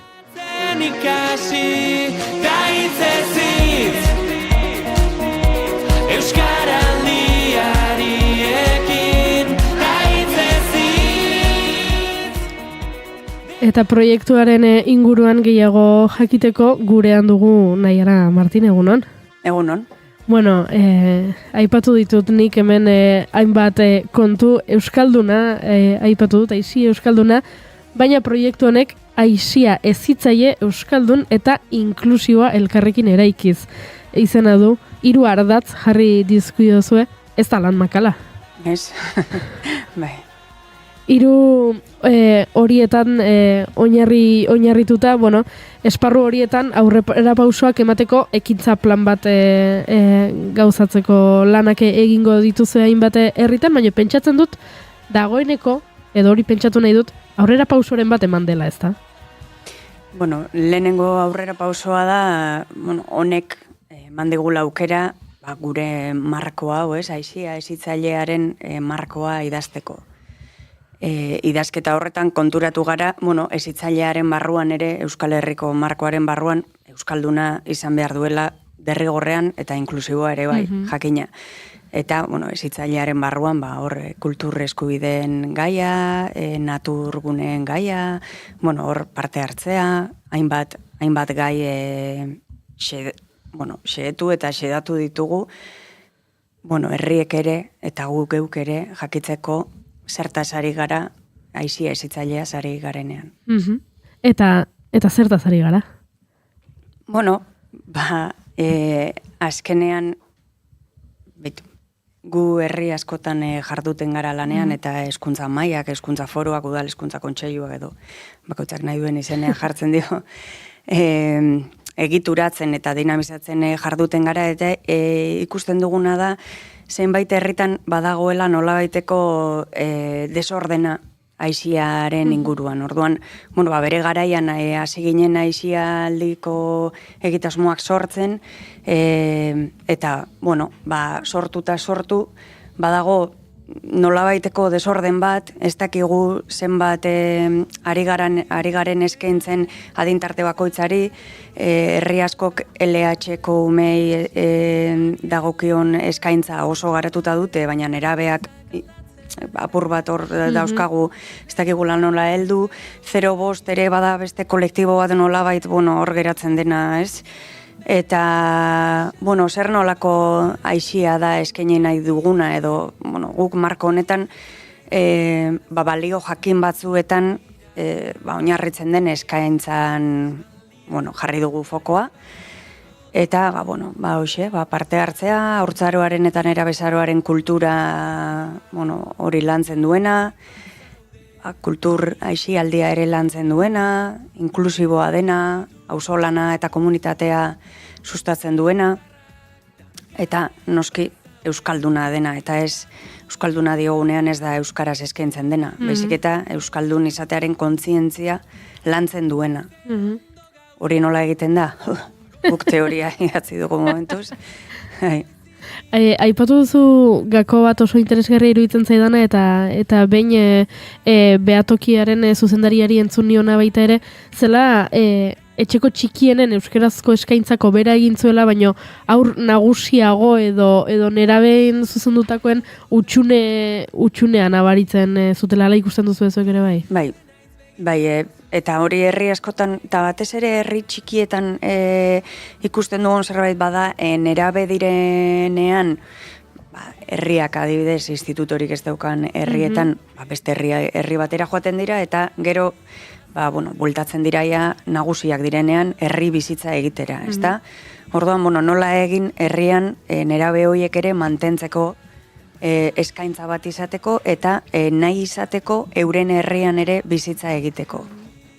Aipatu ditut nik, proiektu honetan parte hartzen dutela hainbat herrik, eta, herri tamainari dagokionez, edo izaerari, nortasunari dagokionez ere, desberdinak dira, ez? Ez da gauza bera errenteria bat, edo lesaka bat, horretan ere erronkak topatuko zenituzten. Bai, eta era berean hori da polita, ez da? Bakoitzean dagoen, errealitatea oso desberdina da, zer esanik ez ziburun, hain justu proiektu hau edo egitasmoa sortzen da ideiak diru laguntzari esker dela mugaz gaindiko proiektuak sustatzeko eta harreman horiek ere sustatzeko, eta udaleku hain zuzen ere, mugaz gaindi eta argi eta garbi muga bat ikusten da hor, ze errealitate desberdin daukagu alde batean eta bestean, aizialdi antolatzeko eran eta baita euskararen presentziari dagokionez. Orduan herri bakoitzak bere errealitatea dauka, eta horixe da polita, eta guretzako ere Euskal Herriak ezagutzeko aukera ere bada. Ezta egun batetik bestera burutuko den proiektu bat, prozesu bat izango da, lehen fase batean ari zarete ez, herri aizietako aizialdian jarduten duten eragileekin hitz egiten, udalekin hitz egiten, zer da topatzea espero duzuena edo orain arte topatu duzuena? orain arte topatu duguna da itxaropentsu daudela herriak, beso zabalik hartu dutela hau, eta beharrezkoa dutela eta dugula hau, bai. Pentsatzen dut prozesu honetan ere garrantzitsua izango dela umei, aurrein, erabei ahotsa ematea. Beraiekin ere egingo duzue hartu emana? Euri da gure helburua, gero herri bakoitzak erabakiko du dauzkan aukeren eta realitateen arabera nola gauzatu. Izan ere, guk bultzatzen duguna da haien parte hartzea edo ahotsa entzutea, baina ez entzun galdetegi bitartez, galdetegi soil baten bitartez edo baizik eta, prozesu bat izatea, benetan eurekin jarri, euren iritziak, mami hori jaso, ezta? Orduan, horrek eskatzen du lanketa bat, eskatzen du erreferente bat egotea herrian, haiekin lan egingo duena, guk baliabide batzuk jarri ditugu mahai gainean, eta gero herri bakoitzak intentsitatea neurtuko du, bai. Bakoitzak bere indarraren arabera eta bere gaitasun eta asmoen arabera. Okerrez banago, 6 bat hilabeteko prozesua izango da? Hori da. Hasi genuen lehenago, urtarrilean eman genion hasiera honi publikoki, eta ziburun bukatuko da ekainaren 6an, hain justu liburu eta dizken azoka da, eta bertan amaituko da, eta bai, hori da, eta bitarte horretan, hementxe dihar dugu. Gero, aipatu dute nik ez, badagoela asmoa, gida moduko bat egiteko, pentsatzen dut, topatzen dituzuen praktika onak edo adibide onak ere elkarbanatzea izango dela helburuetako bat.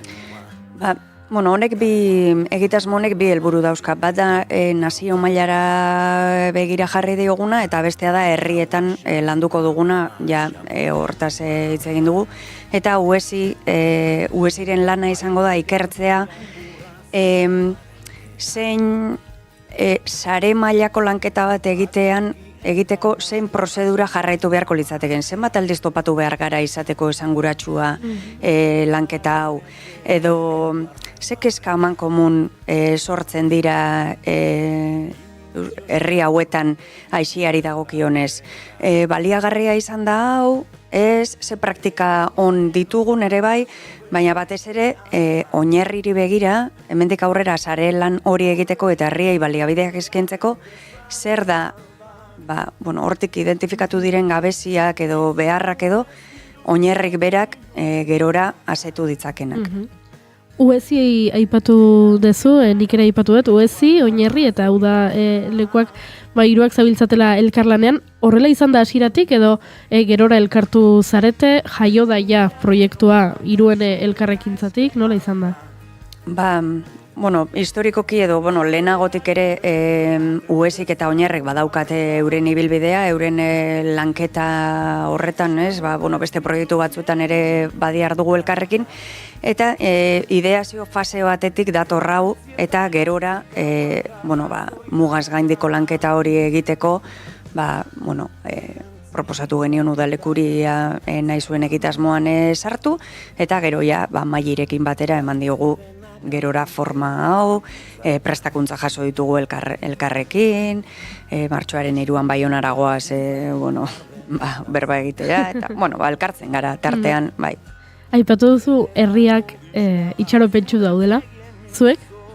Gure bai, ni aixialdi mundutik nator, eta benetan uste dut oso beharrezkoa dela hau, bai markoa bera, ez da marko bat hemendik 10 urtera aldatuko ez dena, gu ere ikasten ari gara, idazten ari garen bitarte horretan ere, gauza asko ikasi ditugu eta edozein momentutan bada moldagarria eta aldagarria den marko bat, baina ustot markoa bera beharrezkoa dela eta prozesu ere bai.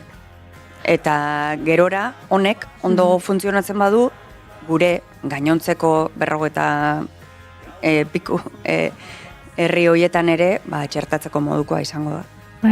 Proiektu bizia izango da, esaten duzun bezala ez, eraldaketan egongo dena. Aixialdi mundutik zatozela esan duzuzuk, aldatu dira gauzak azkeneko zakit 10 urtetan? Bai, izugarri, esango nuke.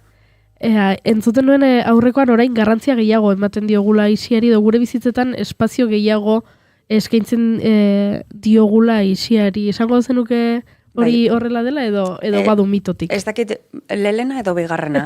Ez dakit garrantzia handiagoa edo...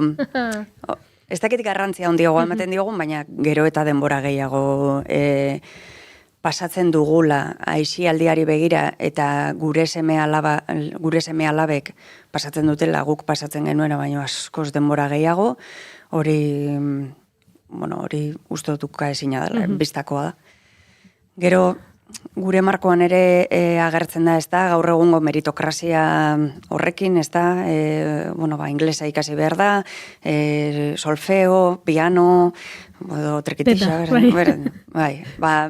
tituluak eta gerorako balioko diguten gauza horre denak ikasi behar dira, eta ez dakit plazerretik zein toki lagatzen diegun umei.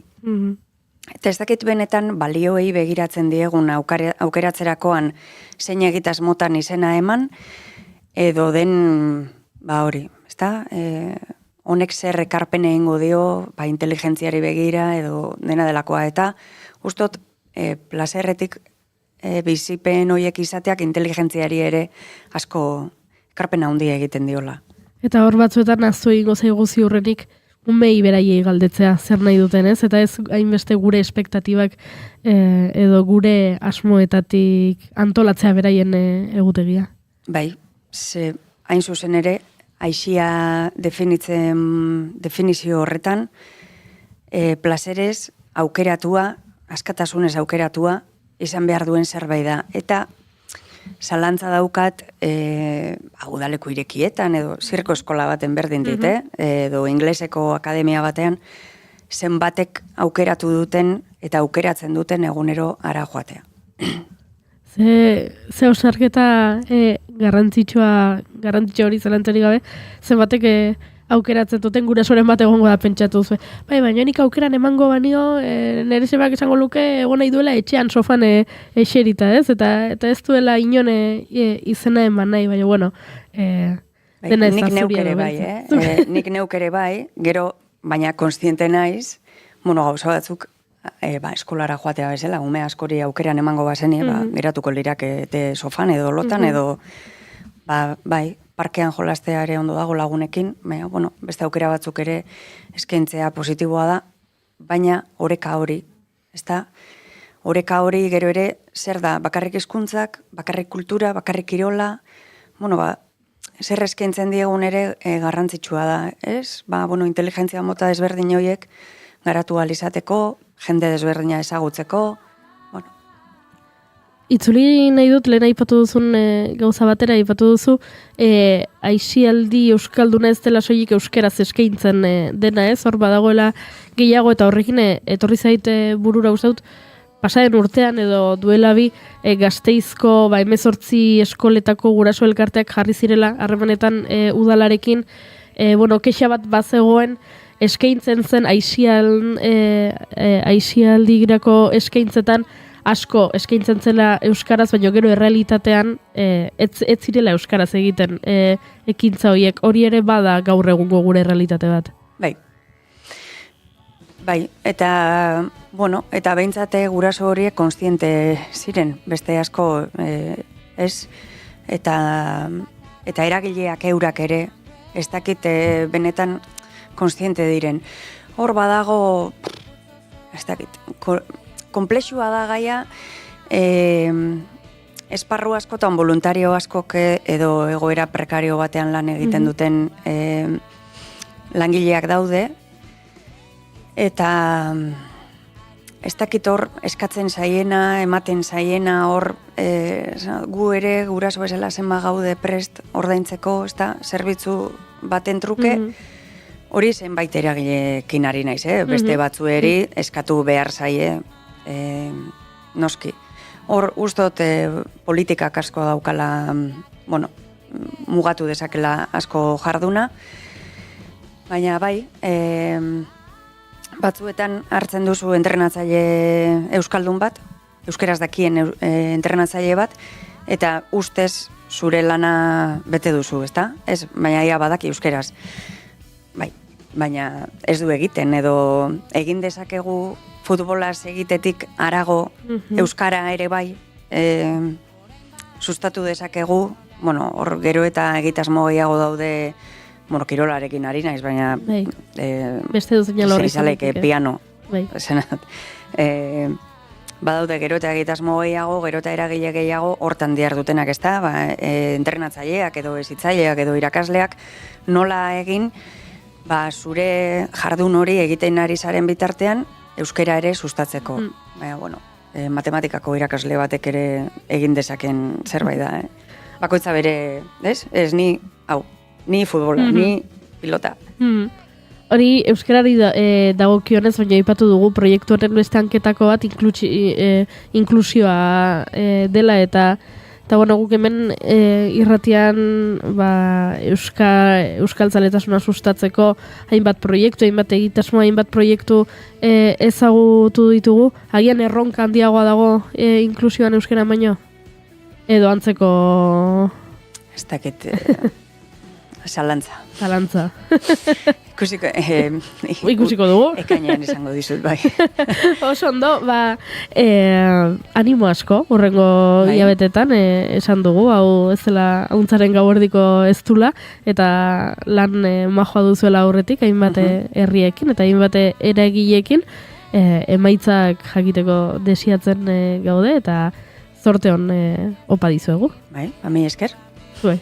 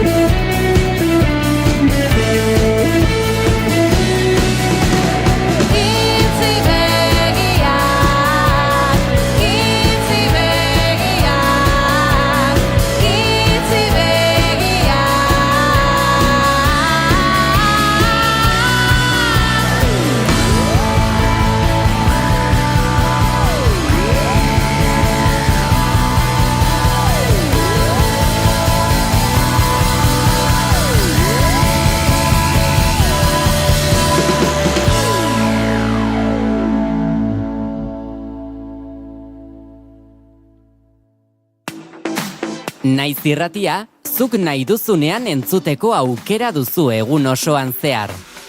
Bai irratia piztuta eta baita online ere. Goizean goiz hasi eta gauera arte, informazioa, musika, kultura eta beste 11 gai jorratzen ditugu zurekin. Egunon Euskal Herria. Goizeko 8 eman berriak, egunon daizula. Egunon guztia. Arratsaldean. Arratsaldeko 8 dira, ongi etorri naiz irratira. Irratia.naiz.eus webgunean sartu eta goiko banerrean agertzen den zuzenean entzun botoia sakatzen baduzu, une horretan bertan eskaintzen ari garena bertatik bertara gozatzeko aukera izango duzu. Zer zarte, kamionetan, kamioian ere musikakin eta juten diran eta bai. Ez dakit, korri pixkat ere egin beharko dugu, ze gainera Goiuri azken aldien entrenatzen ibili da, eta uste dut. Denbora guztin ez du balio, kamionetan sartuta. Ilusio guztiak animatzen diteu korrika egitea. Ondo izan. Joaten zaren lekura joan da, eraman ezazu naiz irratia zurekin. Gaur egun, sare sozialen bitartez, gure eskura dugu bila gabiltzan hori. Naiz irratian ere, aukera hori eskaintzen dizugu. Jarrai gaitzazu Facebook, Twitter eta podcast plataformetan. Musika, kultura, kirolak, informazioa eta askoz ere gehiago topa dezakezu gureetan. Jarraitu gure Twitterreko kontua eta sakatu Facebookeko orrialdean agertzen zaizun atsegin dut botoia. Naiz irratia, sare sozialetan. Goizeko 11:30 minutu, eta guk segituan aurkeztuko dizuegu eneko iturbe. Gurean delako berri xelebreekin, eta izuzen ere, berri xelebre horien arira, abesti baten bilanen, baina ez dut opatzen nahi dudan abestia, eneko iturbe egunon. Egunon, bai. Badakizu ze abesti nahi dudan? Xelebrekeriak. Bai, hori da, baina izena bera falta zait, Ikazagitza bestita zari zarete. Julen? 11 olako, izan liteke? 11 olako izan aldu kantu horrek. Horentxe behiratuko du, baina, bai... Xelebreak 11 direlako bazterretan, Hemen bertan ere bai. Baintzuleok, hauden bilatzen dugun kantua? Batu badu, ordeintzen dit gaur kroketa bat. Enekok.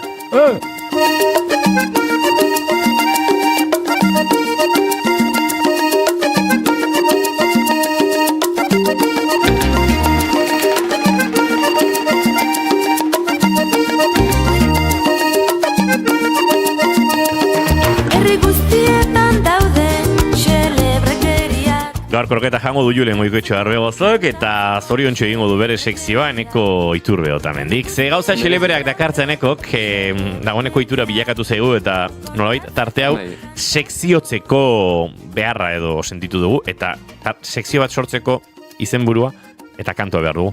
Hori da. Enekoren xelebrekeriak eta Alaitz eta Maiderren 11 olako.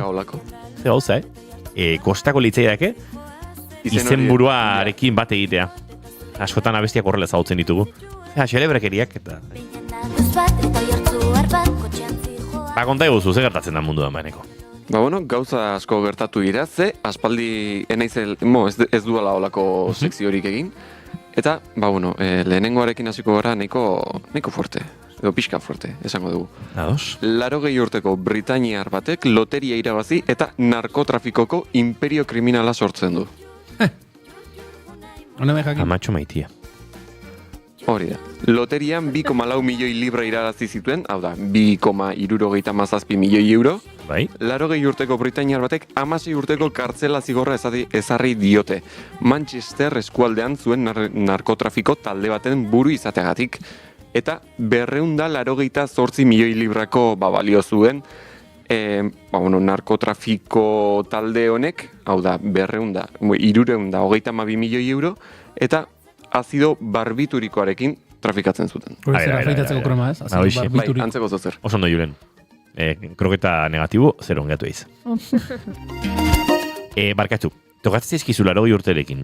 2,4 milioi libra, 2,8... Bueno, 80ekin ez, pixka bat lentxeago. Bale? Eta esan zara narkotrafikoan? Bai. Tiponek behar duna da belar ondoko bat. Aian behar zuen denbora pasa bat. Agian. Claro. Eta golfean jokatu ordez? Edo padelean? Edo... Agian sekzio honetan atera nahi zuen. Hori izan daiteke. Igual bazuen, eneko iturbe otamen diren xelebrekerien berri, eta nahi zuen ona iritsi. Nahi etziaz esan ez dela zaplasteko atemateko. Bai, pixka bat, bai. Baina ez narkotrafikoaren aurka nagoelako, egon naitekela, baina...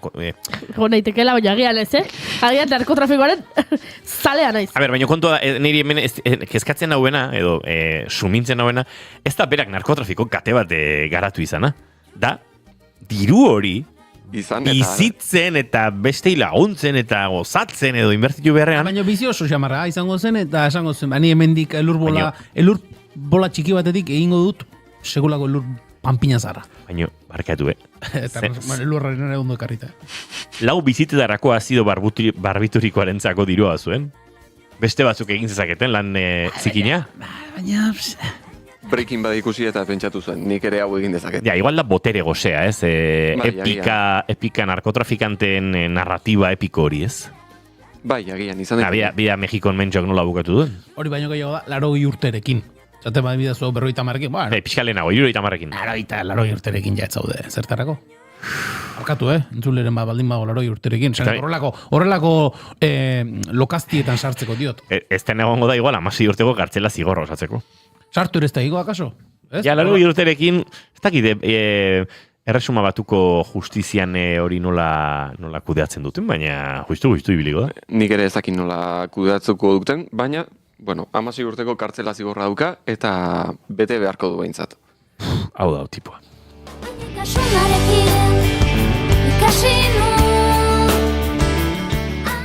Igual kartzelen zaplaztenko bat emango dute. Agian, bai. Itze, iztotua. Hemen gatxek beharretik kartzelen da ikze. Bueno.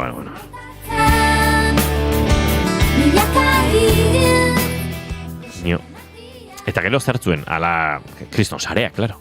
Bai, hori da. Bueno, edabide kostegunetan jaso dutenez, John Eric Spivey, hau da, 80 urteko gizon hau, haren semea eta beste bi pertsonak krimen antolatuaren erakunde bateko kideak ziren, eta diazepan gisa kamuflatutako etizolan pilulak egiten zituzten. 2008tik 2022 bitartean haiekin trafikatzen zutenak. 4 ingelesak Boltongo auzitegi batean aurrean agertu ziren duela hilabete Uigameko aguraren landa inguruaren eta ingurune lasaian ere zu armak edo suzko armak edukitzagatik eta haiekin ere trafikatzeagatik. Eta beraz, bueno. Pakete oso, honen nahi zuen pelikula bat. Pelikula batean bizi. Nik uste bere bizitza zela pelikula bat. Hori da, eta ordura arte igual bere bizitza izan zen, igual funtzionaria izan zen. Funtzionarioa, aspergarria gainera. Bueno, eta funtzionario oso divertigarriak badaude, nengo dira, baina. Eta esan zuen, behar bizitzan bizigarri bat. Eta bahametara joan beharrean, hango jendea gentrifikatzera, edo hango inguruak gentrifikatzera, esan zuen, ez etxean geratuko naiz, eta... Trafikatzen hasiko naiz. Trafikatzen hasiko naiz. Bueno, batzuek ere hor ikusten dute gaizkia egitean eta nolabiteko sensazio ona edo plazera. Ez dakit, agian berak ere hori sentituko zuen. Pixkakun erabeginenan masieroskin lapurtzen genuenean bezala. ¿Ves? Zen necesidade. Bueno, egia, a ver, musika CD-ak arestiak ziren. Ez genukan dirurik CD-ak erosteko. Ez zen erresa, Eta Stingek CD berriak ateratzen zituen, eta... Plastikozko kajaieketan egoten ziren, eta ez zen erresa, Urpegatinatxoak endu hartzen, plastikotik atera, eta... Probadoreak horretarako egokiak ziren bai. Ez dakit, ni badu lagun bat esaten duena, 75 urte da iristen baldin bada, ordura arte egin zituen gauzak egingo dituela, handik aurrera. Ez dakit, hemendik horren azalpenen bat baute dagoen zentzu horretan, edo ez dakit. Jendeak akaso baditu horrelako, ez dakit, kapritxo deitu edo, bueno. Orain arte, zuk esan duzuna, bizitza akaso itzali xamarra edo izan, eta, venga, kale edo, bale. A ber, igual John Eric Spivey hau, ja, anormal bazan beti eta nahi zuena zan, pixkate... A ber, egia da baita, bere semea sartu baldin bada hor, nik uste dut familia osoa izango dela pixka bat, estilo honetako... Fíjate, El Padrino pelikularekin tematuta zuen. Da. Izango dira Corleone familia bezalakoa, baina... Semea ere agertzen da, Semea ere agertzen da, semeak esango zion, zu aurrera, zu segi. Semea ere tartean dago. Semea gazteago izango da, 16 urte barru semeak eguiko ditu ez dakiz milioi, hor txak gastatzeko. Pentsa, 75 zentimo pirulako, Hori da. Dirua, inber da horrela, Pirula asko saldu behar dira 75 zentimotan 300 milioi sortzeko, Bai, hori behintzat, bada dirutza. 300 milioi edo 300 bilioi pirula saldu beharko dira. Gehiago, zen margina. Ez dakitzen pilula diran, ez dut kalkulatzeko denborarik izan, baina segitean egingo dugu. Bai. Zati, biderlau, hemen entzulei ere saldu behar diego, benari girela biak kalkulagailu hartuta. Bidersei, zati hori temen sortzi. Zegu duzu? Berlau. Sekzio honetan behin kontatu zen igon historio bat mozkortu egin zen txerriarena. Bai. Familia ontakoa zela.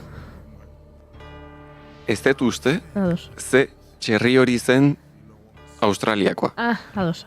Bueno, Australia konkistatuz den Britaniarre, Commonwealtha, eta ez dakit. Izan daiteke, lenguzu txiki bat, bai, zemenik giroa hartzen nionik honi horrela... Biurri xamarra. Izan daiteke lenguzu txikiren bat, urrutiko, ez dakit, osabaren baten maskota, edo halako zerbait. Zenbat pilula atatzen dianeko? Ez dakit, asko, lasai, aztakeri bada, zero gehiagi daude, asko saldu behar dira. Bai, hori da. Bueno, baizu. Ondo joan dakiola kartzelan tiponi, eta urrengo albistera. Ados. Urrengo albiste da, 3. mendeko txampona bat, Erroman aur turista andaluziar batek aurkitu duen souvenirra.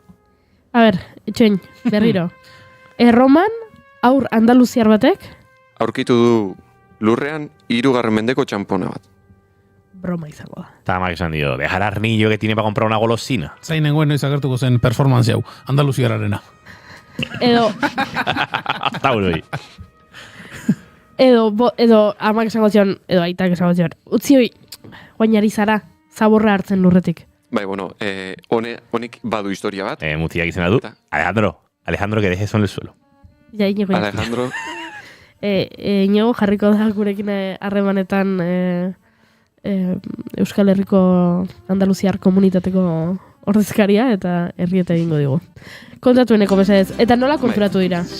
Ba, Alejandro 10 urteko Granadar bada, eta jakiminarekin kolisioan altxor berri bat aurkitu du Erromara egindako bidaia batean familiarekin. Hemen kolisioan 6 milioi pertsona inguruk zeharkatzen dute urtero, bai. Eta gladiadoreen, borroken eta emperadoren festatxoen eszenatokia izan zen hau. Eta adibidez, Maximus Decimusek gladiatorren ez zuen irabazi, baino Alejandrok bai. Beraz, hau da Alejandroren garaipena. Zitxarra. Bai, oso txarrareko, eman diguzu humorea, eman diguzu historia, eman diguzu epika, mitologia. Enekoren txistea. Ondo zego nekoren txistea. Boa, nire galdera da, noiztik zegoen hor txampon hori? Ez dakigu, dirudenez, kolisioan zeudenean, gida turistiko batean, edo bidaia turistiko horietako batean, Alejandroren amak ikusi zuen Alejandro zegoela lurrean, zerbait azkatzen. Ari zela, lurrean azkatzen eta... Aspertuta zegoen goizan joa. Eta amak esango zuen, eskuak zikintzen hariko da, eta pakean utziko jo, zerbait, momentu batez pakean uzten gaituen. Eta, dirudienez, Alejandrok altxor bat aurkitu nahi zuen, eta ikusi zuenean lurrean zerbait diziratxoa esan zuen. Hau da, altxorra. Hau da, aurkitzen ari nintzen altxorra. Eta, kasualidadez, ia 2.000 urtetan ezkutatuta egon den txampona bat aurkitu du, eta amak eta zuzenean, amari erakutsi zion txampona behin ateratakoan. Eta amak esan zuen, txampona ikusi zuenean, argi zuela, hori etzela souvenir bat, eta hori badazela benetako altxor bat. Eta beraz, gidariari eman zioten, gidako gidariari, Raul izena duela, eta arek argazki bat atera eta arkeologo bati bidali zion. Eta kasualidadez, ez kasualidadez ez, kolisioaren gida hau amaitzerakoan irteeran Italiako Polizia eta Arkeologia Museoko zuzendaria zeuden haien zai, txampona ikusteko. Azkar egin zituzten gauzak, argazkia bidali orduko denak antzituzten zai, usai hartuko zuten zerbait garrantzitsua zela orduan. Eta dirudienez, Alejandrok aurkitu zuena brontzezko txampona bada, Sizian Kristo ondoren 270 eta 275 urten artean ekoitzita, Aurelio bat. Eta alde batean, Augusto Emperadorearen inskripzioa bat du, eta beste aldean, atzealdean, Emperadorearen irudia du, emakume bati eskua ematen. Eta, jakina, aurkikuntza honek, familia honen bidaia guztiz aldatu du. Erromantzear, orain bidaia turistiko bat izan beharren, bada beste zerbait, ezta? Eta Italiako hiriburuko Arkeologia Museoko taldea karrera egin zioten familiari, umearekin hitz egin dute, bere zortea txalotu zuten, eta bisitak publikora normalean itxita dauden guneetara gonbidatu zuten familia hau. Eta horretaz gain, koliseoko langileek Alejandrok egindako gatikan, saritu egin zuten Alejandro, besteak beste, historia liburuekin, opari batzuekin, beste dozein turistentzat ezinezkoa diren panoramikekin, eta baita non txetutelatzen zate proiektuaren lehen enbaixadorea tituluarekin. Ondo. Eta ez da, 4 liburu eta bizkarreko bat. Eta txampona, gehiago dago.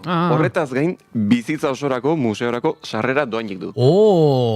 Julen, ez zio balioak endu, Piskat gaiztoa, muti horrekoen, museo hortan, ez dakit, muti hori izango da, ez dakit.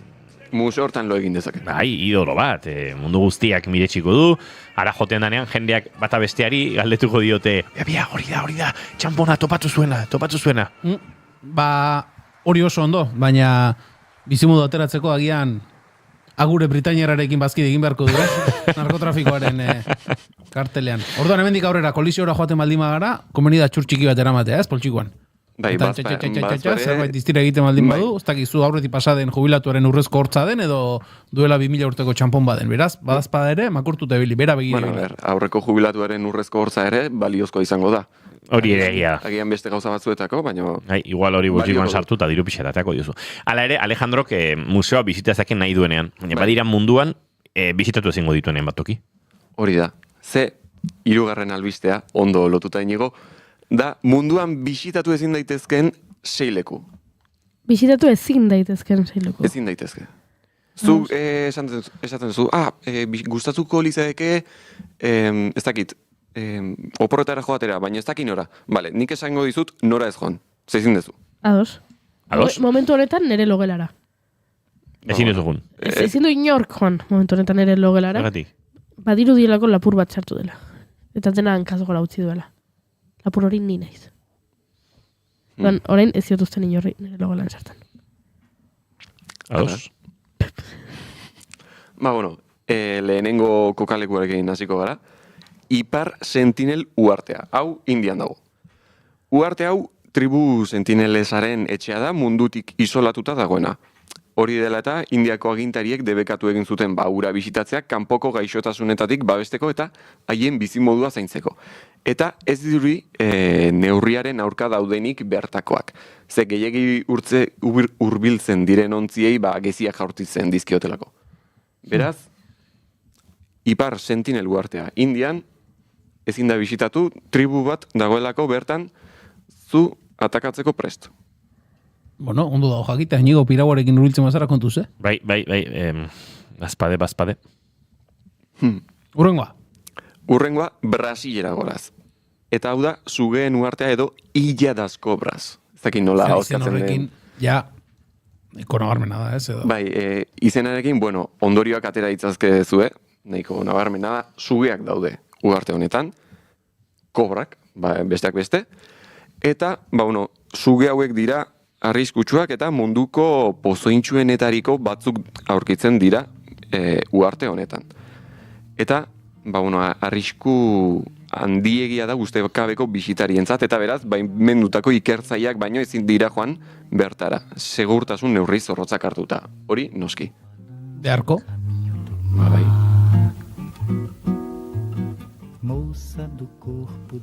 Orain, beste uharte batekin jarraituko dugu. Eta hau da, Pobegliako hildakoen uhartea. Pobeglia. Hori. Pobeglia. Hori da. Usko itxita horra. Piskat hori egiten bazu, erroxa bat eratzen da. Pobeglia. Como? Hau Italian dago. Eta hau da bisitatzea debekatua dagoen Europako gune bakarrenetako bat. Badaude beste batzuk, geroago aipatuko ditugu, baina hau da horietako gune bat. Eta hau honela da, bere historiagatikan. Izurritearen garaian 100.000 biktima erbesteratu zituzten uharte honetan, eta munduko lekurik sorginduenetariko bat dela esaten da honegatikan. Eta baita, esaten da lurraren 50%, hau da erdia, giza hondakinak direla. Ez dakit hau egia den ala ez, hau da esaten dena, badakizue beti horrelako historiak sortzen diranean, mito asko ere sortzen dira. Baina niri bitxia iruditu zait, hau esaten dela. Isola morte. Pobegli isola morte. Esan nahiko rollo txarra maten du, pentsatzeak zapaltzen ari zaren lurraren erdia, giza hondakinak direla, Ezin da joan ara bisiten, baina gogo berezirik ez daukat ez pentsa. Ja, egia da, horrela aurkezten dizutela hola, eta esaten duzula, agian nahiago dut, ez dakit, Siziliara joan. Bai, edo Alejandrorekin museora. Bai, agian. Baina, adibidez, nik zure hurrengo leku horretara erreferentzia ginez, Txernobilek sortzen duen inguru erdi desagertu, erdi fantasmagoriko horrek erakartzen hau puntu batean, baina bada Txernobelgo gune bat ezin bizita daiteken. Bai, bueno, nik uste dut honek ez duela ia aurkezpenik behar, Txernobelgo baztertze eremua, Ukrainan dagoena.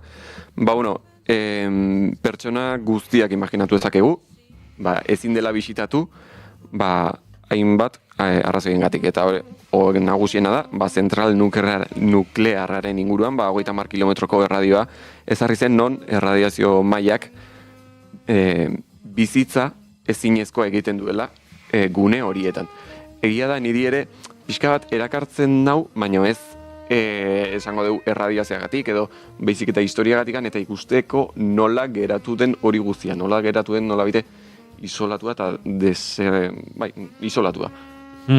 Eta horre hiri asko daude, batzuk pixkate urrunagore badaudenak, baina erabat utxik geratu direnak, eta niri, ez dakit, erakartzen hau, ez dakit, utxune horrek edo, inorrez egote horrek, ez? Badauka puntu apokaliptiko bat, nola bait? Pixkate, The Last of Us telesaiaren estetikak ere neurri handi batean horregatik erakartzen, hau, ze hiriak utxik daude, eta tarteka agar daitezke han ontxo zombi horiek, ez? Laizteri itxiko da moraldi berria, gainera, The Last of Usen kasuan? Ez dut inoiz ikusi. Ez? Ez dakit, badakit, bigarrena atera zela. Bai, baina uste dut, 2026-rako bazegoela 3. denboraldi bat, ez da? Zuzara telesaio horretan aditua, inoa. Ja, badirudi. Ez. Gehiago 2027 diote. Bai, igual aurten urte bukararako edo urren urten hasierako. Bai, niri horrelako hiriek ez da egite sortzen diate alako erakartzea. Eta badira ez, mehatze ingurutan, oso leku gogorretan, Mongolian, Errusian, Txilen, hainbat tokitan, eta tarteka, garai batean harrapatu nitu nola 8-9 reportaje gai hauen inguruan, eta Txernobilek ere badu horre zerbait niretzate interesgarria nola deitu. Tragedia humanitario bat, ez, izan zen, baina ulertu, estetikoki edo utxune horrek zerbait. Bai, mundu posta apokaliptiko hori. Bai. Bueno, gertuago, Euskal Herritik gertuago, beste espazio bat ere badaukagu. Frantzian, Las Couches-eko aitzuloa. Ez da, hau bereziki ez da bisitatzeko leku arriskutsua, baina ezin da bisitatu, ze bertan 17.000 urte baino gehiagoko margolanak daude, eta gizateriaren ondare gisa hartzen ditu UNESCOk. Eta, gizakiaren presentziak bertan kalte egin diezaioke bertako margolanei. Ze oso, imaginatu dezakezu oso hauskorrak direla, eta edozein ikutxurekin, eror daitezkela edo zerbait gertatu daitekela. Kasu honetan gehiago da beraz, babeste aldetik, ez da? Ez arriskutsua delako, edo inospitua delako, edo dena delako batik. Gehiago da, bertan dagoen ondare hori edo, babesteagatik. Hori da. Eta urrengoa ere, horregatik da, baita ondarea babesteko. Eta urrengoa da, azken auziaren ganga. Edo bobeda. Hau Norvegian dago, barkatu Norvegiarra, orain datorrenarentzako, Svalbard. Svalbard, bai, horrela xe da. Vale. Ados. Oso ondo. Bertan... Jakingo bagenu bezala, barra horrela xe da, bai. Barkatu, Svalbard da munduko lekurik interesgarrienetako bat. Eta hitz egin dugu saionetan Svalbardi buruz. Svalbard irretan dago munduko pianorik iparraldekoena. Hontaz hitz egin dugu. Baina Svalbardrek dituen berezitasunen artean badago bat zientziari oso lotutakoa, eta da eneko aipatzen ari den azken auziaren ganga hau edo, bobeda nola baite ulertzeko, bai. Bai, hori da. Hemen haziak gordetzen dira. Bobeda edo ganga honetan, eta ez dira edozein hazi, dira munduko hazi mota guztiak, hazi eta espezie mota guztiak. Hau da, 1,2 milioi baino gehiago daude bertan jasota. Hau, gune hau zientziarako dago gordeta, eta, zientzialariak bakarrikan sartu daitezke, hazi horiek ikertzera, eta gero baita, beste gauza batzuk ere badaude, eta hori zaintzera bakarrikan sartu daitezke zientzialariak. Eta hori da, ikerketarako bakarrikan soilik bideratu dagoen gune bat.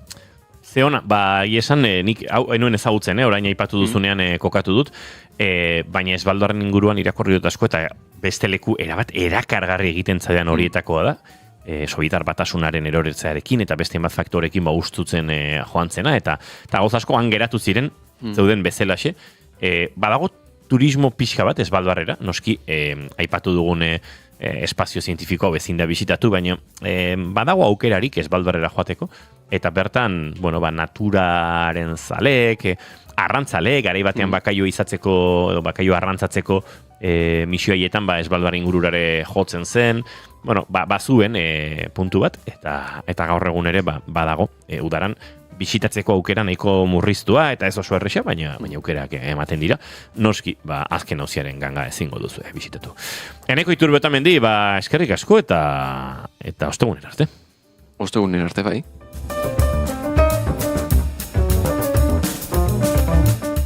Eta entzuleo guk agur esateko ordua badaukagu, eta agur esateko, salsa edo samba soinu hauek, hobeto esan da, samba doinu hauek, alde batera utziko ditugu, eta honako kantuarekin esango dizuegu agur.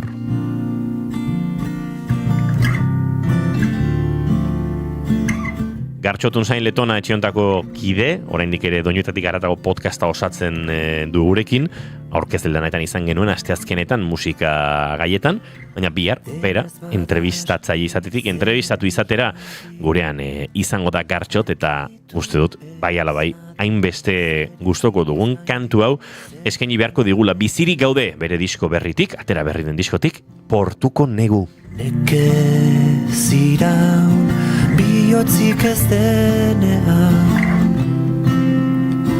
nik gandira bihotzetik denean,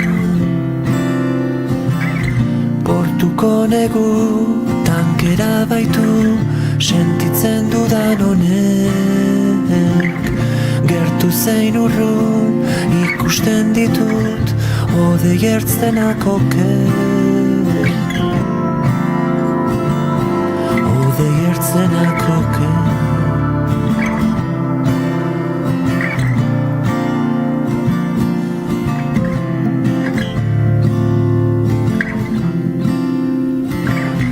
Denez bada aski zeren bilan abil, akitu ez nadin, pausoak beregan soa daramaki.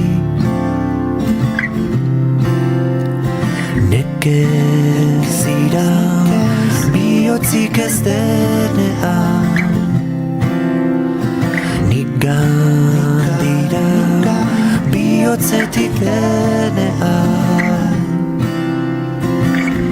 Portuko negu tankera baitu sentitzen dudan honek, gertu zein urrun ikusten ditut odei ertzenak oker, Portuko negu tankera baitu sentitzen dudan honek, elkar atertuz poza ari du iraun dezala arren.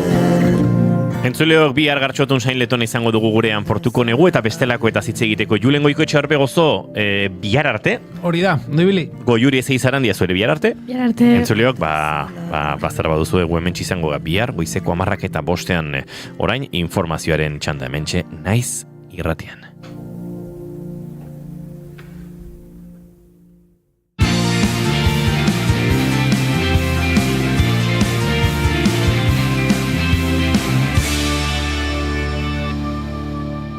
Keep calm and bigarren kafea.